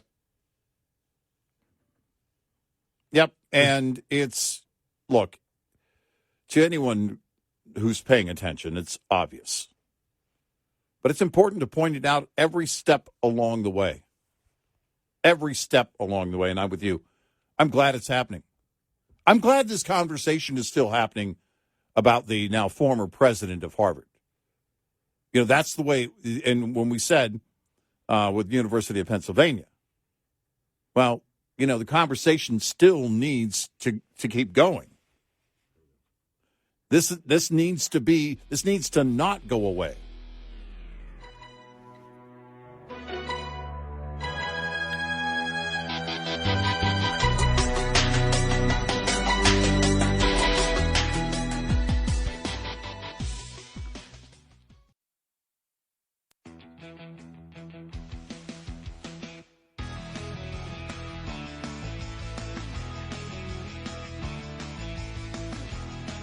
You're listening to Red Eye Radio from the Uniden America Studios. And he's Eric Harley, and I'm Gary McNamara. So, yeah, over the weekend, Chris Wallace and his show on CNN, he did the subject DEI and the ouster of Claudine Gay, and how it all got into, because remember, we were this happened when we were going on and they were arguing back and forth. And I looked at you on the air and said, look at this. Mark Cuban and Elon Musk are going at it. Mm-hmm. And Cuban's playing stupid, like he doesn't know what DEI really is, and just talking about the words like, it's, and as we explained, it's like the new anti-racist movement in this country, which is a racist movement. Yeah. They've simply taken a term, and maybe the modern let's label ourselves the opposite of what we are came from Antifa. Yeah. Now, we've been covering Antifa to the point where nobody knew who they were, and we didn't even know how to pronounce it, and we viewed it and said, okay, they're trying to be Antifa, anti-fascist. Remember when we called them Antifa, and all of a sudden one day, hey, it's Antifa. It is? How do you know? I heard somebody on the network say it. Okay. But Antifa, anti-fascist, actually what they are is a bunch of fascists. They're Profa. They're Profa, right. And so that thing just blew up, which I'm so happy that it did. But this was journalist, except for Jonah Goldberg, I don't know anybody else here, was Lulu Garcia Navarro, Rehan Salman, Kara Swisher, and Jonah Goldberg. Now, Jonah Goldberg and Rehan Salman are the ones that were, pounding on the modern DEI movement. And so, we'll play just a little bit of it here, but can't play the whole thing because it just gets into being ridiculous. People talking over each other, but it is worth a listen to. All right? All right. Here we go. All right. Most people feel like we live in a meritocracy, when in a lot of cases we live in a mirrorocracy. You hire people that are like you, and you see that all over the place. And so people don't quite know where they are, and it's very easy to attack. Reihan, has, in effect, the country moved on from the so-called racial reckoning we were all talking about after the murder of George Floyd. Okay, I want to stop that. The racial reckoning. What the hell does that question even mean? Yeah, right. What does it even mean? How do you define racial reckoning? Right. It's like I can't answer the question because I don't know what you're talking about. What does that mean? Right. Okay, let's continue. Here we go. I think there is a broad sense that racial reckoning involved smuggling in certain really contentious ideological ideas that weren't ultimately about diversity, but rather were about imposing ideological uniformity. When you're looking at DEI bureaucracies, what really is noxious about them is that they actually don't respect all sorts of diversity, including viewpoint diversity, including the fact that, look, in some cases, you have groups that are overrepresented, and that can be okay. You know, the point that J.D. Vance was making about the Dallas Mavericks is that it can be good and healthy and reasonable in some domains to have overrepresentation. And that means that underrepresentation can also be. She said. Well, you can say it's ridiculous. You can make that assertion, but fundamentally the fact that, I am one second-generation Asian American on a panel of 4. I am massively, massively overrepresented. But I think it's reasonable to say that you're going to judge people based on their merits. And when you're looking at organizations that count that matter, that are high-performance organizations. Excuse me. This is the burden, and I can't tell you how infuriating I find it. This is the burden that always comes with representation. The idea is that because you are a person of color, suddenly you're only there because it is some noblesse oblige. It is because some white guilt put you there because there was some DEI initiative, and you can't win either way you look at it. I mean, what infuriates me is you look at the whole Claudine Gay thing, and everyone's talking about DEI. This woman cannot win or lose either. If she is there, I'm happy to talk about no, let me Claudine finish. Gay, Let me finish. If she's there, it's because of DEI, that they put her there because she's black. If she loses and they kick her out, it's because she actually was never good enough to be there in the beginning, and you can't win in this situation. Yeah, and it is infuriating as a person of color to constantly have this cudgel put on our I get the argument you can't win, but you also can't have it both ways. You can't celebrate and tout that someone was hired, and it's a wonderful thing to expand diversity, and Harvard went full tilt talking about how great it was to hire the first black woman, and then say all of a sudden... The first black person. It wasn't even the first black woman. It was the first black person. I don't care. The point is that she got caught obviously plagiarizing. And those are the facts that, there's this massive... This was an ideological, very well-funded... The motives of the attack don't change the fact that she plagiarized. And where I disagree with you, Kara, is when you say... When somebody fails who's white and who's a man... Let me finish. You mean like when the someone fails... Yes. When nobody... In fact, there's books written about this. Fail and then come back. Look at Pivot. Exactly. Pivot. Nice way to get in your podcast. Pivot. And then when a person of color fails, all of a sudden it's an indictment of an entire system that the right doesn't like. This is so ridiculous. She was a graduate of Exeter and Stanford with a PhD from Harvard. And you know why? Second generation Haitian American who came from a family that dominated the concrete industry in Haiti. She was not the wretched of the earth. She was someone who should be judged on her merits. And her chief qualification. No, absolutely not. But she was selected because she established the Office of Diversity, Equity, Inclusion, and Belonging at Harvard. She presided over a steep decline in the free speech climate. And she also targeted minority professors who dissented from her perspective. There you go.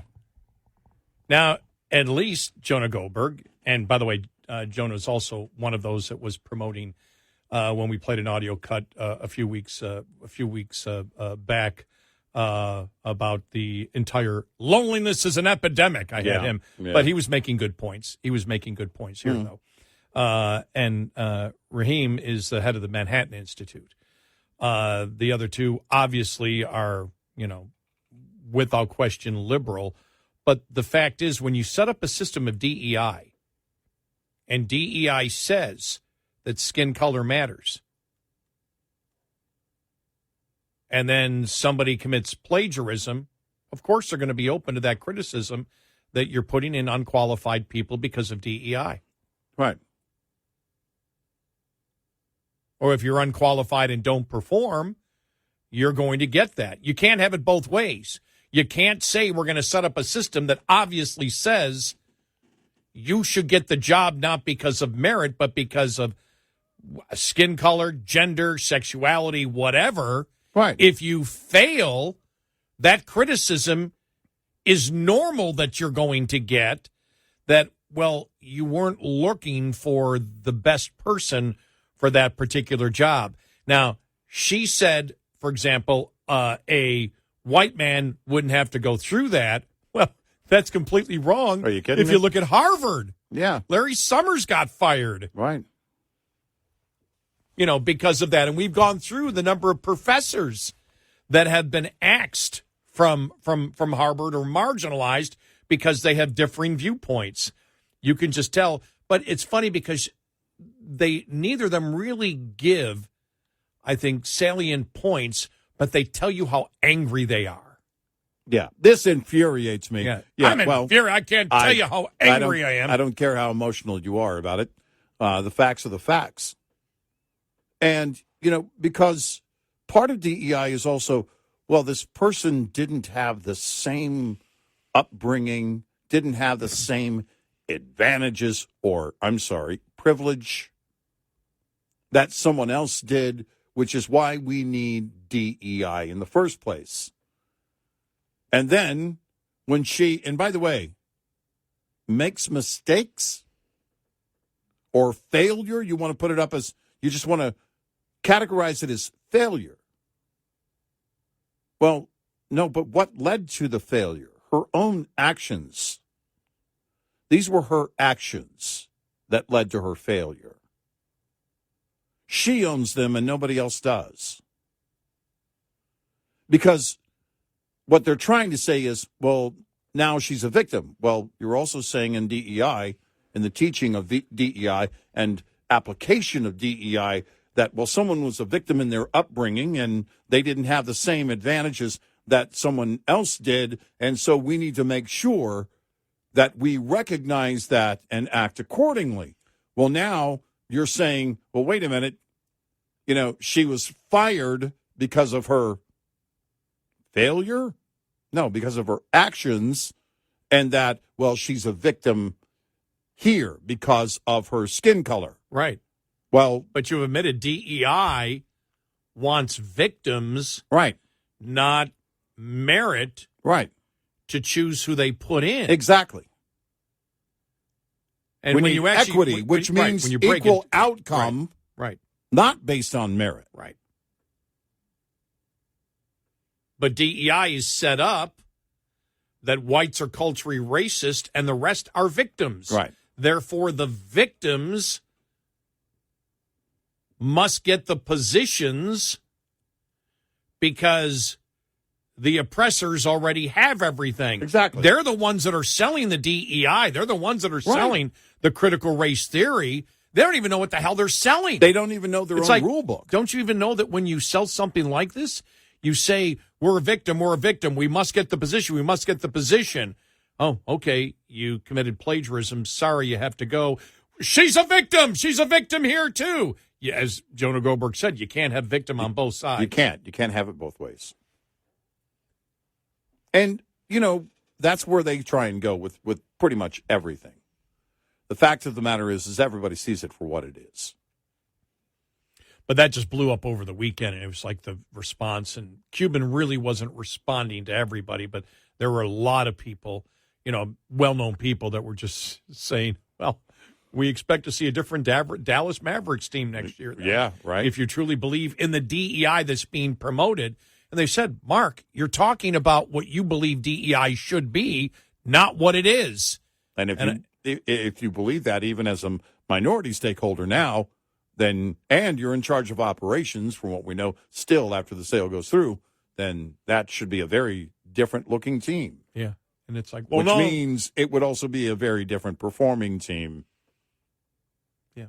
He doesn't even know, or he's plain stupid that he doesn't know what DEI actually is and what it's become in universities. I don't believe he's a stupid guy. I think you have to go out of your way to make those kind of comments when you're someone like him. Because if that is the case, then, my gosh. We just don't say anything. You don't. You don't speak. He looked really. Mark Cuban looked really stupid. Yeah, he did in the argument there. I mean, it was almost seriously.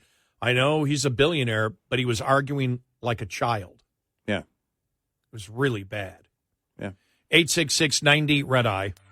Get in touch with Red Eye Radio, toll free at 866-90 Red Eye.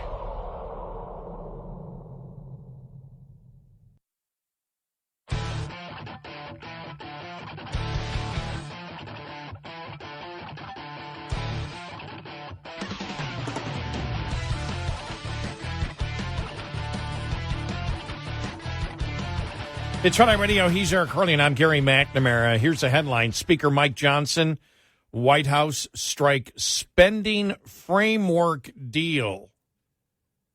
Yeah. Mike Johnson and congressional leaders have struck a spending framework. I love that word. I saw that yesterday, and I laughed. I thought, Chip Roy was on social media. I thought, it doesn't sound like Chip Roy's into the framework. Yeah, the Freedom Caucus said it's dead on arrival. So. Yeah. So I don't know how much we'll talk about it. I mean, Yeah. we'll mention it and go through what we know about it. But Right. we've learned through experience not to spend too much time on frameworks. Right, yeah. Exactly. I mean, the only thing that looked even appealing was, some of the spending for the IRS taken out. And I thought, yeah, okay. But it's got to get passed. It's got to get done. Framework means nothing. Some border issues to Henry Cuellar over the weekend said migrants come because he's a Democrat. Migrants come because they know Border Patrol will help them. We need mass deportations. Yeah. That's a Democrat stating that, Democrat in Texas. And it's what we said before, the whole thing. And this is why I think Republicans should have hit harder when Karine Jean-Pierre was like, well, we wanted more Border Patrol agents, and the Republicans said no. Well, what would you use the Border Patrol agents for? Right. Processing people into the country. Not if you're going to hire what is the job of the Border Patrol agents? And Republicans should have struck back hard on that one, saying, excuse me, we're for Border Patrol agents who will actually do Border Patrol jobs, not, be the facilitators and the people that direct migrants into the country because the administration decides not to follow the law. Right. BP, Border Patrol, not border processing. Yeah. And, that's exactly where they were going. Let's ramp up and do more of what we're doing right now and spend more money on it.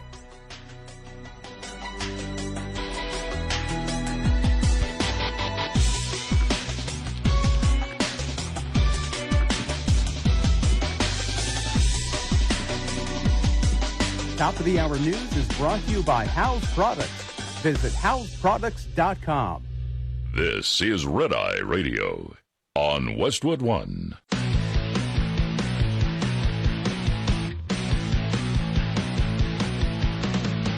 Now, it's Red Eye Radio. Gary McNamara and Eric Harley talk about everything from politics to social issues and news of the day. Whether you're up late or you're just starting your day, welcome to the show. From the Uniden America Studios, this is Red Eye Radio. All across America and around the planet, we are Red Eye Radio. He is Eric Harley, and I'm Gary McNamara. Oh, yeah. How's everybody doing? Welcome to the second week of 2024. Yeah, we're finally going to get our winter later in the week, apparently. Well, actually, more a week from now. The real cold stuff is going to be a week from tonight, a week from Monday night? Yeah. Yeah, all right. Like 19 degrees. I'm already, because I'm going out of town, I'm already getting ready to shut down my pool on Wednesday. Yeah. But we'll get some pretty good hard freezes then before then. I don't close the pool, I just shut it down. And make sure there's enough chlorine. Everyone under 18 has to get out. The pool? Oh, I'm sorry, that's a public pool. I'm used to being a public pool lifeguard. Well, we need more public pools. Churches and public pools. Did he mean public schools? Maybe he smoked the wrong weed. I got to remember to play. I got to remember to keep that audio Public cut around. schools. That was just so horrible. That was Senator Chris Murphy. Yeah.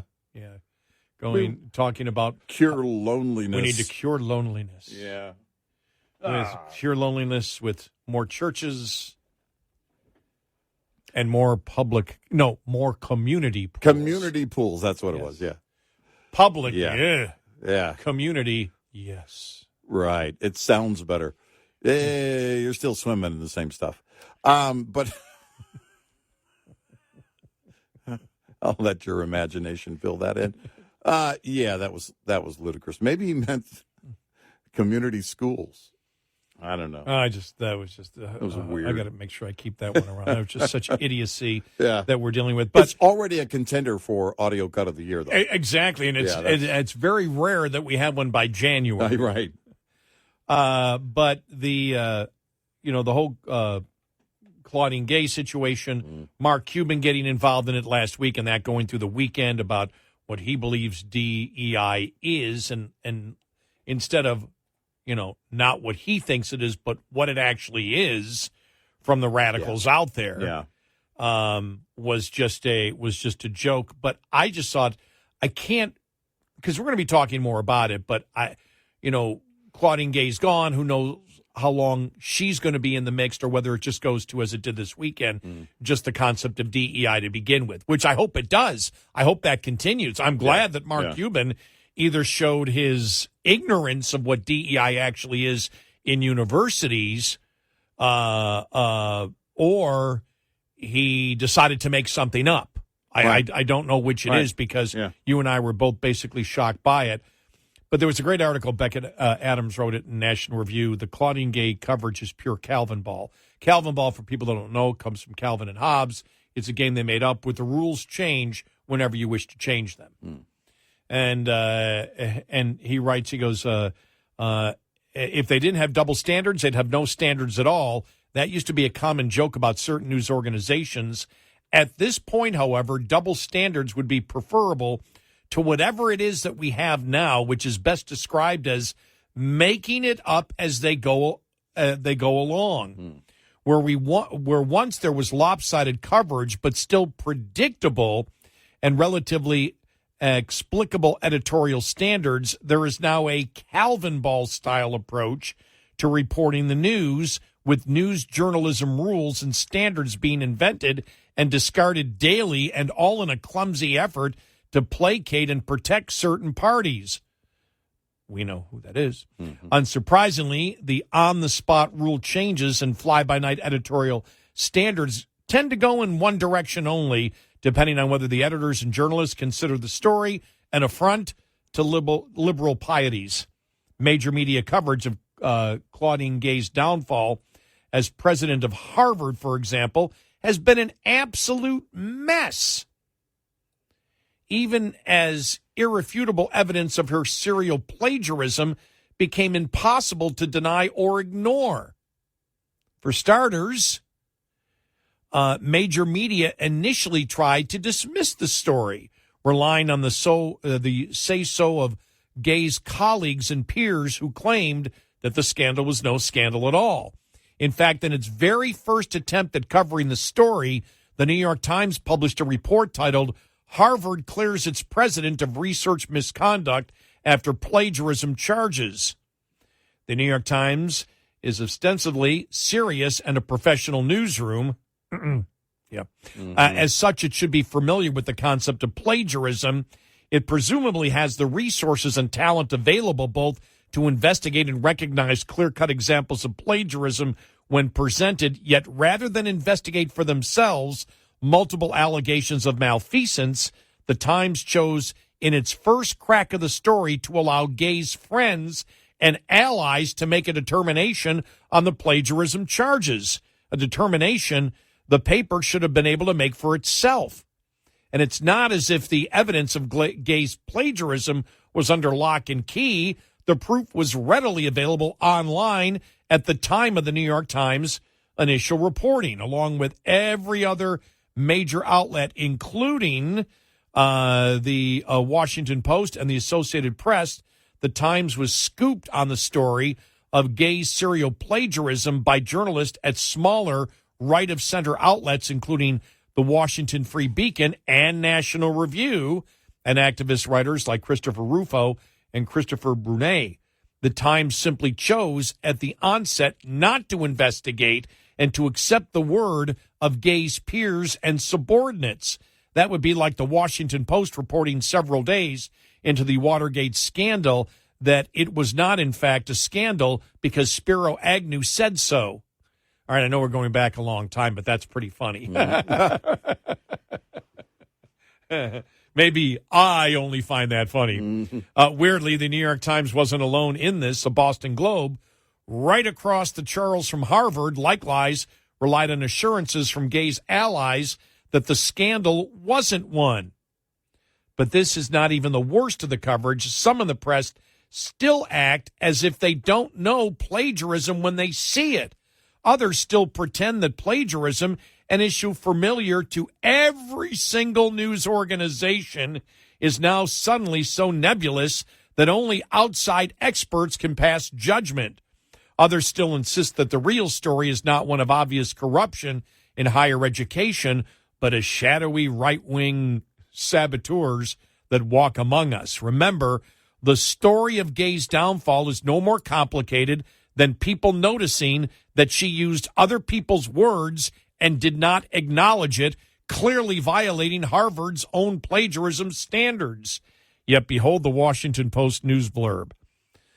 Quote, the resignation of Claudine Gay as president of Harvard University marks the culmination, of a conservative war on higher education, long fought on campuses, but this time triggered by hard questions from Republicans in Washington and their allies. You are being asked once again to believe that the real story here is not the wrongdoing, but that the wrong people noticed said wrongdoing. Imagine a headline that read, the expulsion of George Santos as a member of Congress marks the culmination of the left's war on Republican lawmakers, long fought at the ballot box, but this time triggered by hard questions from an ethics committee in Washington. See how stupid that sounds? One cannot help but laugh at the Washington Post reference to the hard question from Republicans that Gay faced at her congressional hearing. The hard question that earned Gay so much initial criticism was, does calling for the genocide of Jews violate Harvard's rules of bullying and harassment? Yes or no? Why, not even the Sphinx herself could ever devise such a riddle. Politico, meanwhile, reported that the right got a strong dose of satisfaction by engineering the department of the head of the most influential university in the world. And by engineering, Politico means people who pointed out she plagiarized. Well, think about it. If not by the questioning that day by Stefanik, are you telling me that no one was aware of the plagiarism that had gone on up until then? Think about it. If that day in front of Stefanik never happened, was the plagiarism covered up? Are they telling us, are they trying to convince me that the plagiarism wasn't even known until after that? Because I have a hard time believing that. Which means what? If it is the case that they knew about it, they allowed it to happen. They allowed her to get away with it. I think this is a perfect example, though, and I'm glad he did this article to lay out how the media, and I do agree, it's not even just promoting liberal ideas, it's protecting the person by using arguments that they would never use against anyone ever. Right. It's not even a double standard anymore, but just to show you how ridiculous.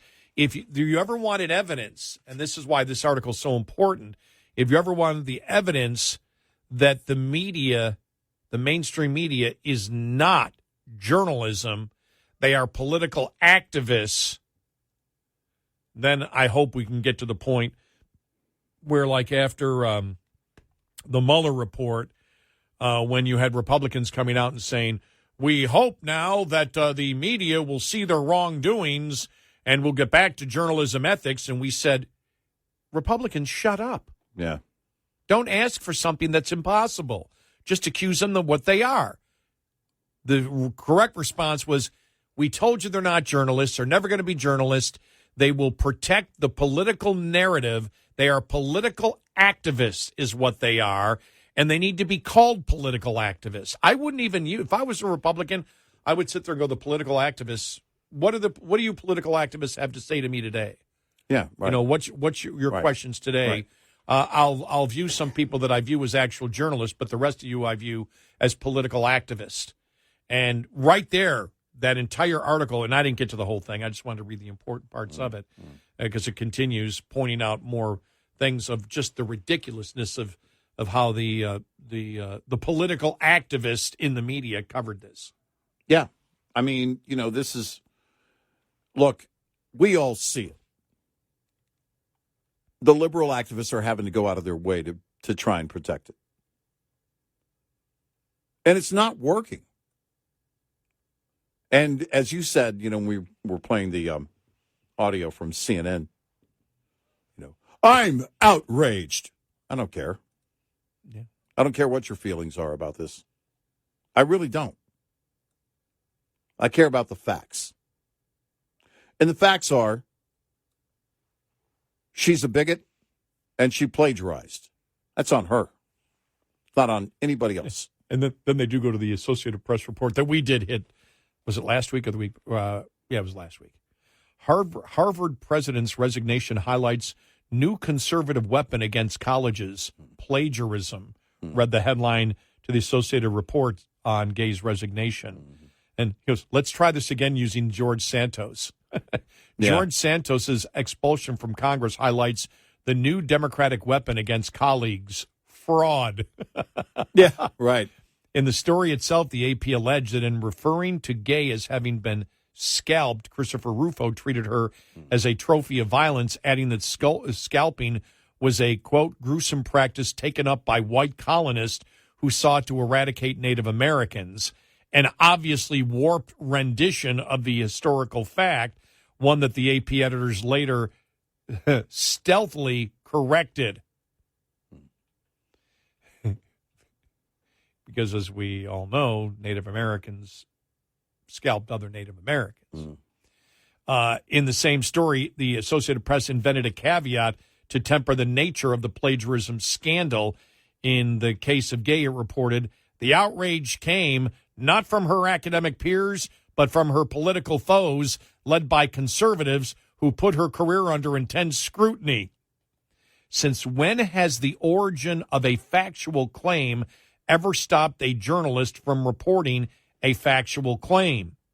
As Charlie Cook noted earlier, this brand new, made-up, on-the-spot standard for determining the seriousness of a given story would have absolved even Richard Nixon. Indeed, if the newsworthiness of the allegations of wrongdoing is to be doubted or sniffed at simply because the allegations came from critics of the alleged wrongdoer, then news coverage of the 2024 presidential election will be the dullest in history. Opposition research will go right out the window, even if it's 100% the ironclad truth. So there you go. I mean, it's ludicrous, but it shows you. I would think the one thing that I didn't read here is the fact of it shows you the panic in the media. Yeah. Everything that's going on right now, because on every single major issue, I believe the left is backed into a corner. And they're really backed into a corner because, as we have stated, on many issues, reality now has hit. On inflation, reality has hit. On the border, reality has hit. On the incompetence of Joe Biden, that continues to hit each and every day. The story of the Secretary of Defense and the fact that the president had no idea that he wasn't doing his job for a period of 4 days. Yeah. I mean, these kind of things, because he was in the ICU, whatever, and nobody told the president, and nobody from the Pentagon really told anybody what the heck was going on. but the president, the national security advisor, never noticed it. I mean, so these things just keep building and building, and we have come to a time, and probably, Eric, I think you would agree with me, COVID accelerated this all. Yeah, I think so. I think it ramped it up because it was just so concentrated in such a short period of time. It just ramped everything up. And it's insane. And so I sense a tremendous amount of panic right now. No matter what happens in the 2024 election on the issues, they can't win. 866-90-RED-EYE. Brought to you by Hot Shot Secret. Hi, I'm Jen Loomis, a transport safety expert at J.J. Keller, and I'm here to share a tip on speed and space management. Due to safety concerns, many motor carriers have policies that limit or prohibit the use of cruise control. If your motor carrier does allow you to use cruise control, you should only use it in good driving conditions during daylight hours and on roads that have light traffic, few curves or hills, and a consistent speed limit. Never use cruise control when operating in adverse driving conditions, including wet, icy, or slippery roads, during rush hour in heavy traffic or on congested highways, at night, or when you're tired or fatigued. During all of these driving scenarios, you want to be controlling and adjusting your speed as you drive instead of having to suddenly brake if you encounter an obstacle.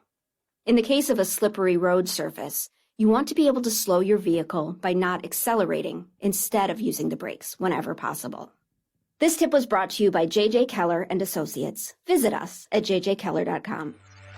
We'll be right back with more Red Eye Radio with Eric Harley and Gary McNamara.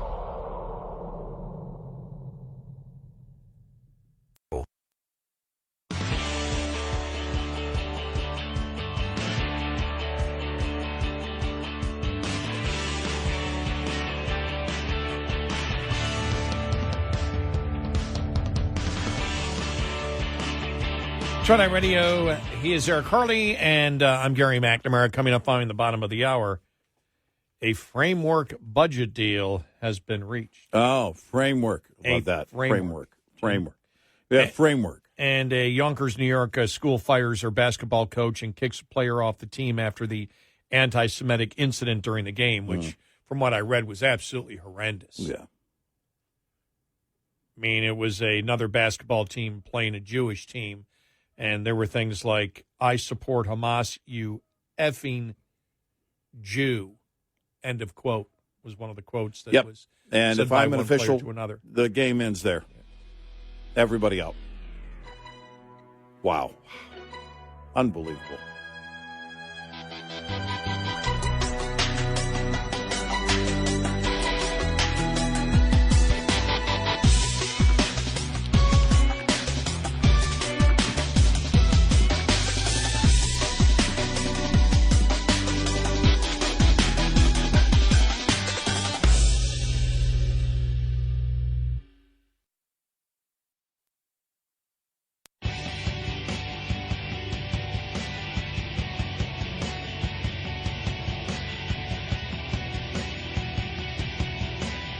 You're a threat to democracy if you don't download our app, Red Eye Radio. And he's Eric Harley, and I'm Gary McNamara. Good morning. House and Senate negotiators reached an agreement on a government funding top line Sunday. You're saying, what the hell does that mean? A framework. What does that mean? I don't know.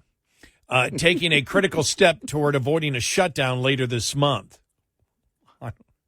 The bipartisan deal will set the federal government's discretionary spending at a maximum level of $1.59 trillion. That's discretionary spending, folks, by the way. That doesn't include, Medicare, Social Security, all that stuff. But the discretionary spending at a maximum level of $1.59 trillion. Now, I want to move on further from this. We'll cover the rest here in a minute, but the $1.59 trillion, okay, that's the maximum level is $1.59 trillion. That's what the government's selling you, okay? Right. Democrat leaders said the final top line would also include an additional $69 billion in non-defense discretionary spending that was part of a McCarthy and Biden side deal at the time. That would bring the total to roughly $1.66 trillion. So why does the story tell me that the top line is $1.59 trillion?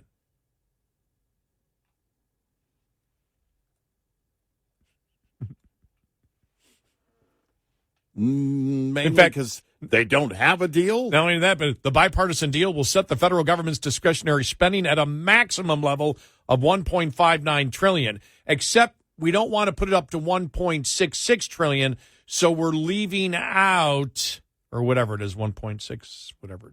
Yeah. So we're leaving out the extra $70 billion we're going to spend. Yeah. Then the 1.59 is not. This is the kind of crap you read, and you're just like, stop it. It's from a separate deal. That's a separate deal of the Now, framework of the separate deal. Just so you know, the total figure,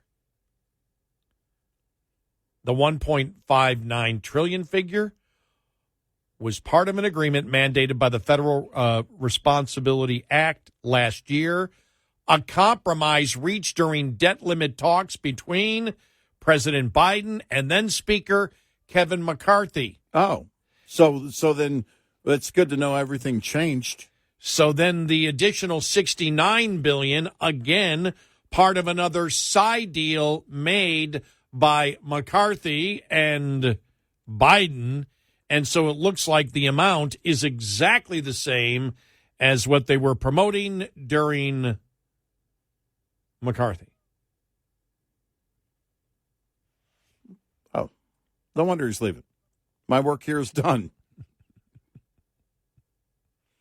Johnson said the new agreement would see some additional cuts to discretionary spending to offset the deal, even though we don't know what that is yet, which is why it's simply a framework, because they have no idea It means what nothing. it's going to be. Exactly. Framework means nothing. We've said this many times before. Stop with the framework. Signed. That means something. My gosh. Well, and as you mentioned earlier, the Freedom Caucus basically saying this thing's DOA. Yeah, and again, it's a framework, so I'm not going to put anything into it. Yeah. Framework. Framework. I'm so sick of hearing that. Can you imagine? The bank, one of your creditors calling you. Listen, we need to know what you're going to do about your payment. Well, I have the framework together. What does that mean? Just the framework. And it doesn't include another $70 billion of other frameworks, of frameworks that were before, prior frameworks. Seriously, it gives me a headache. My bald spot hurts. Meanwhile, Democrats and their media allies are pressuring Republican leaders to endorse a $14 billion slush fund that would hide President Biden's migration flood during the 2024 election campaign. They ought to give me the money. I need to protect the border, Biden told reporters last week about his emergency supplemental funding request. House Speaker Mike Johnson and other GOP leaders said the funding will be used to accelerate, not block, the inflow of Biden's poor economic inflow of Biden's. They write poor economic migrants. I don't know where that. I mean, I would say that, yeah, I mean, they would be poor by the standards. I don't know where that label came from. Yeah. During the 2024 campaign year, what the White House is proposing is more money to process and allow illegals into the country. Johnson told CNN host Jake Tapper on January 3rd, we need to do the opposite. The funding fight is hidden from the public under the media's skimpy coverage of Senate negotiations on the border reforms and dramatic demands for aid to the embattled Ukraine and Israel. Those negotiations have stalled amid the Democrats' determination to protect their parole backdoor at the border, forcing the Democrats to step up their demands for the $14 billion. You know, and I mentioned it before, Henry Cuellar, on Saturday's broadcast of Fox News Channel, Fox News Live, Representative Henry Cuellar of Texas, Democrat, stated that migrants know the Border Patrol is not going to push them back. They'll help them. That's why so many people are coming to the border. Cuellar also stated that despite the fact that the overwhelming majority of asylum claims are rejected, we haven't seen mass deportations. Cuellar said, look, you can add a border fence, you can add more border patrol, you can do other things, but if you don't address that pull factor, which brings people over here, and that is, it's very simple. They know that they can get to the U.S. border, and the Border Patrol is not going to push them back. They'll help them. Border Patrol is processing them right now, and then they're going to be released into the United States, wait 4, 5, 6 years for an immigration hearing, and if they show up, 87% at least, the figures that we've seen for the last 25 years, 87% of them are going to be rejected. But once they're in, have we seen any mass deportations? There are over 1 million final deportation orders right now. Cuellar says there needs to be money for ICE to perform deportations. And that's why we had said last week, and we thought Republicans, and we thought, if it's going to be, it's got to be Fox News or the New York Post or Newsmax or somebody that has to ask the question. You say you want Border Patrol agents.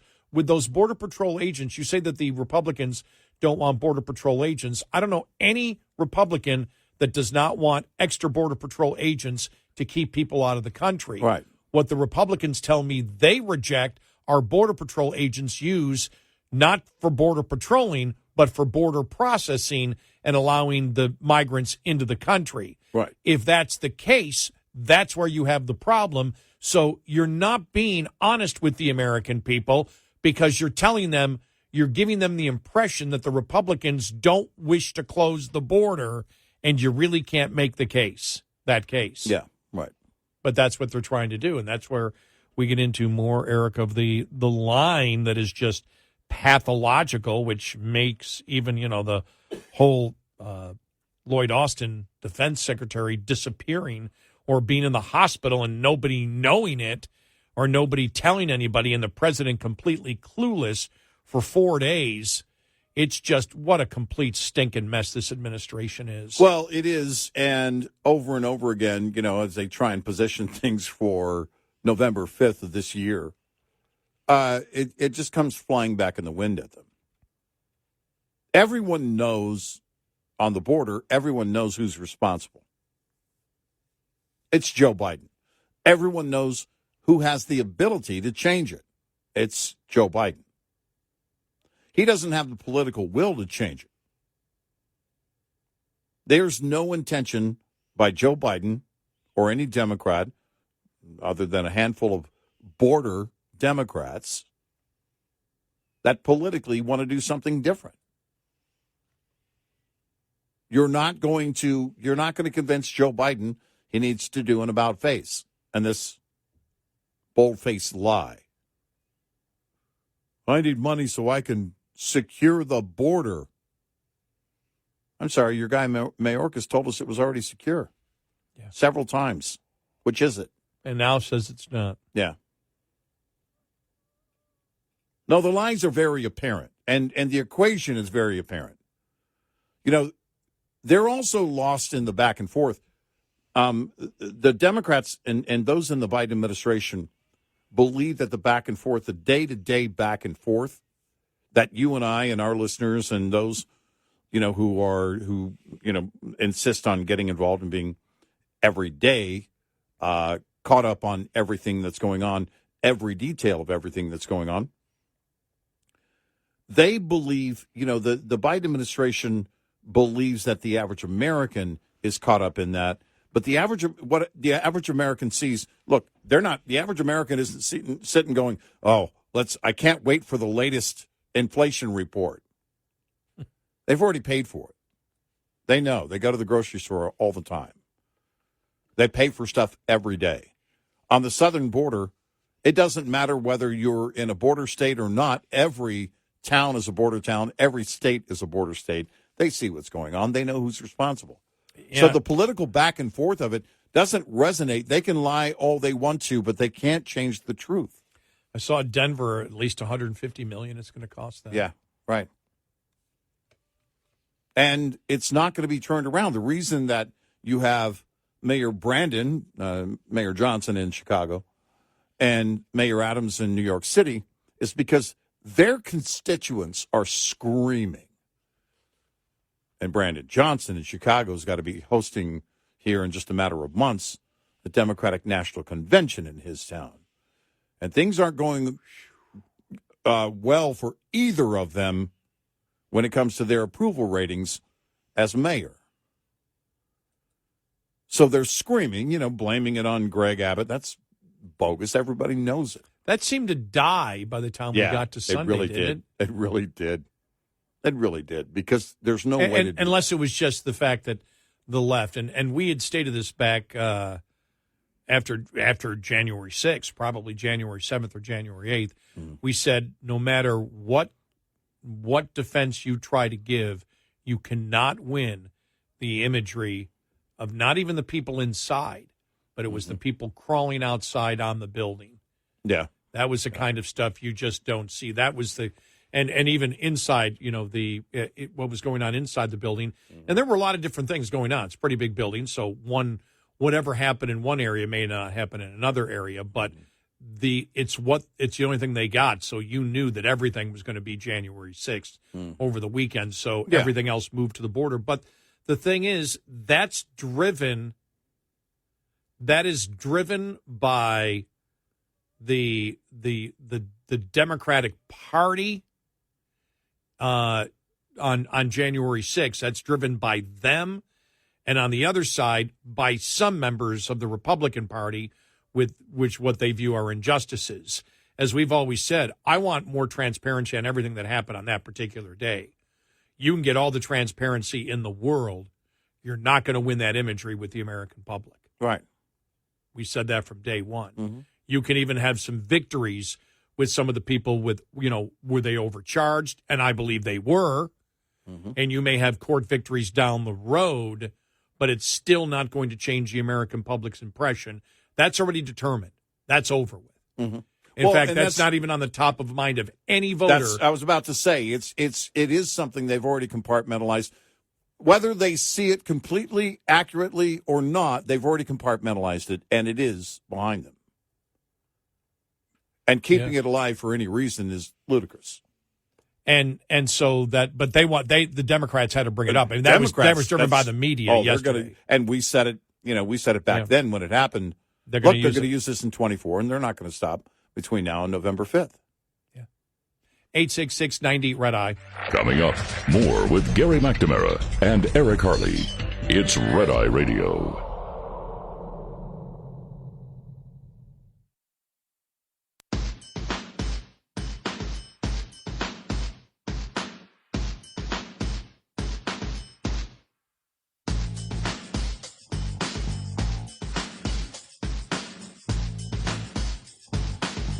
It's Red Eye Radio. He's Eric Harley, and I'm Gary McNamara. You and I were just both looking down the list of the Golden Globes. And I don't know. I don't know. Don't know. Don't know it. Never saw it. I mean, I heard Oppenheimer. I heard of that, and I heard of the one the Western that you told me about. Killers of the Flower Moon. Yeah, the Osage Indians. I heard about that, and I just thought that, forgot to tell you this, but during vacation. I don't know how, but whatever streaming service I have, Barbie was for free. Yeah. Now, I would never watch it. Yeah. But just for the show, I did. 5 minutes of it. Yeah. And then I was done. I couldn't watch anymore. And to me, it was horrible.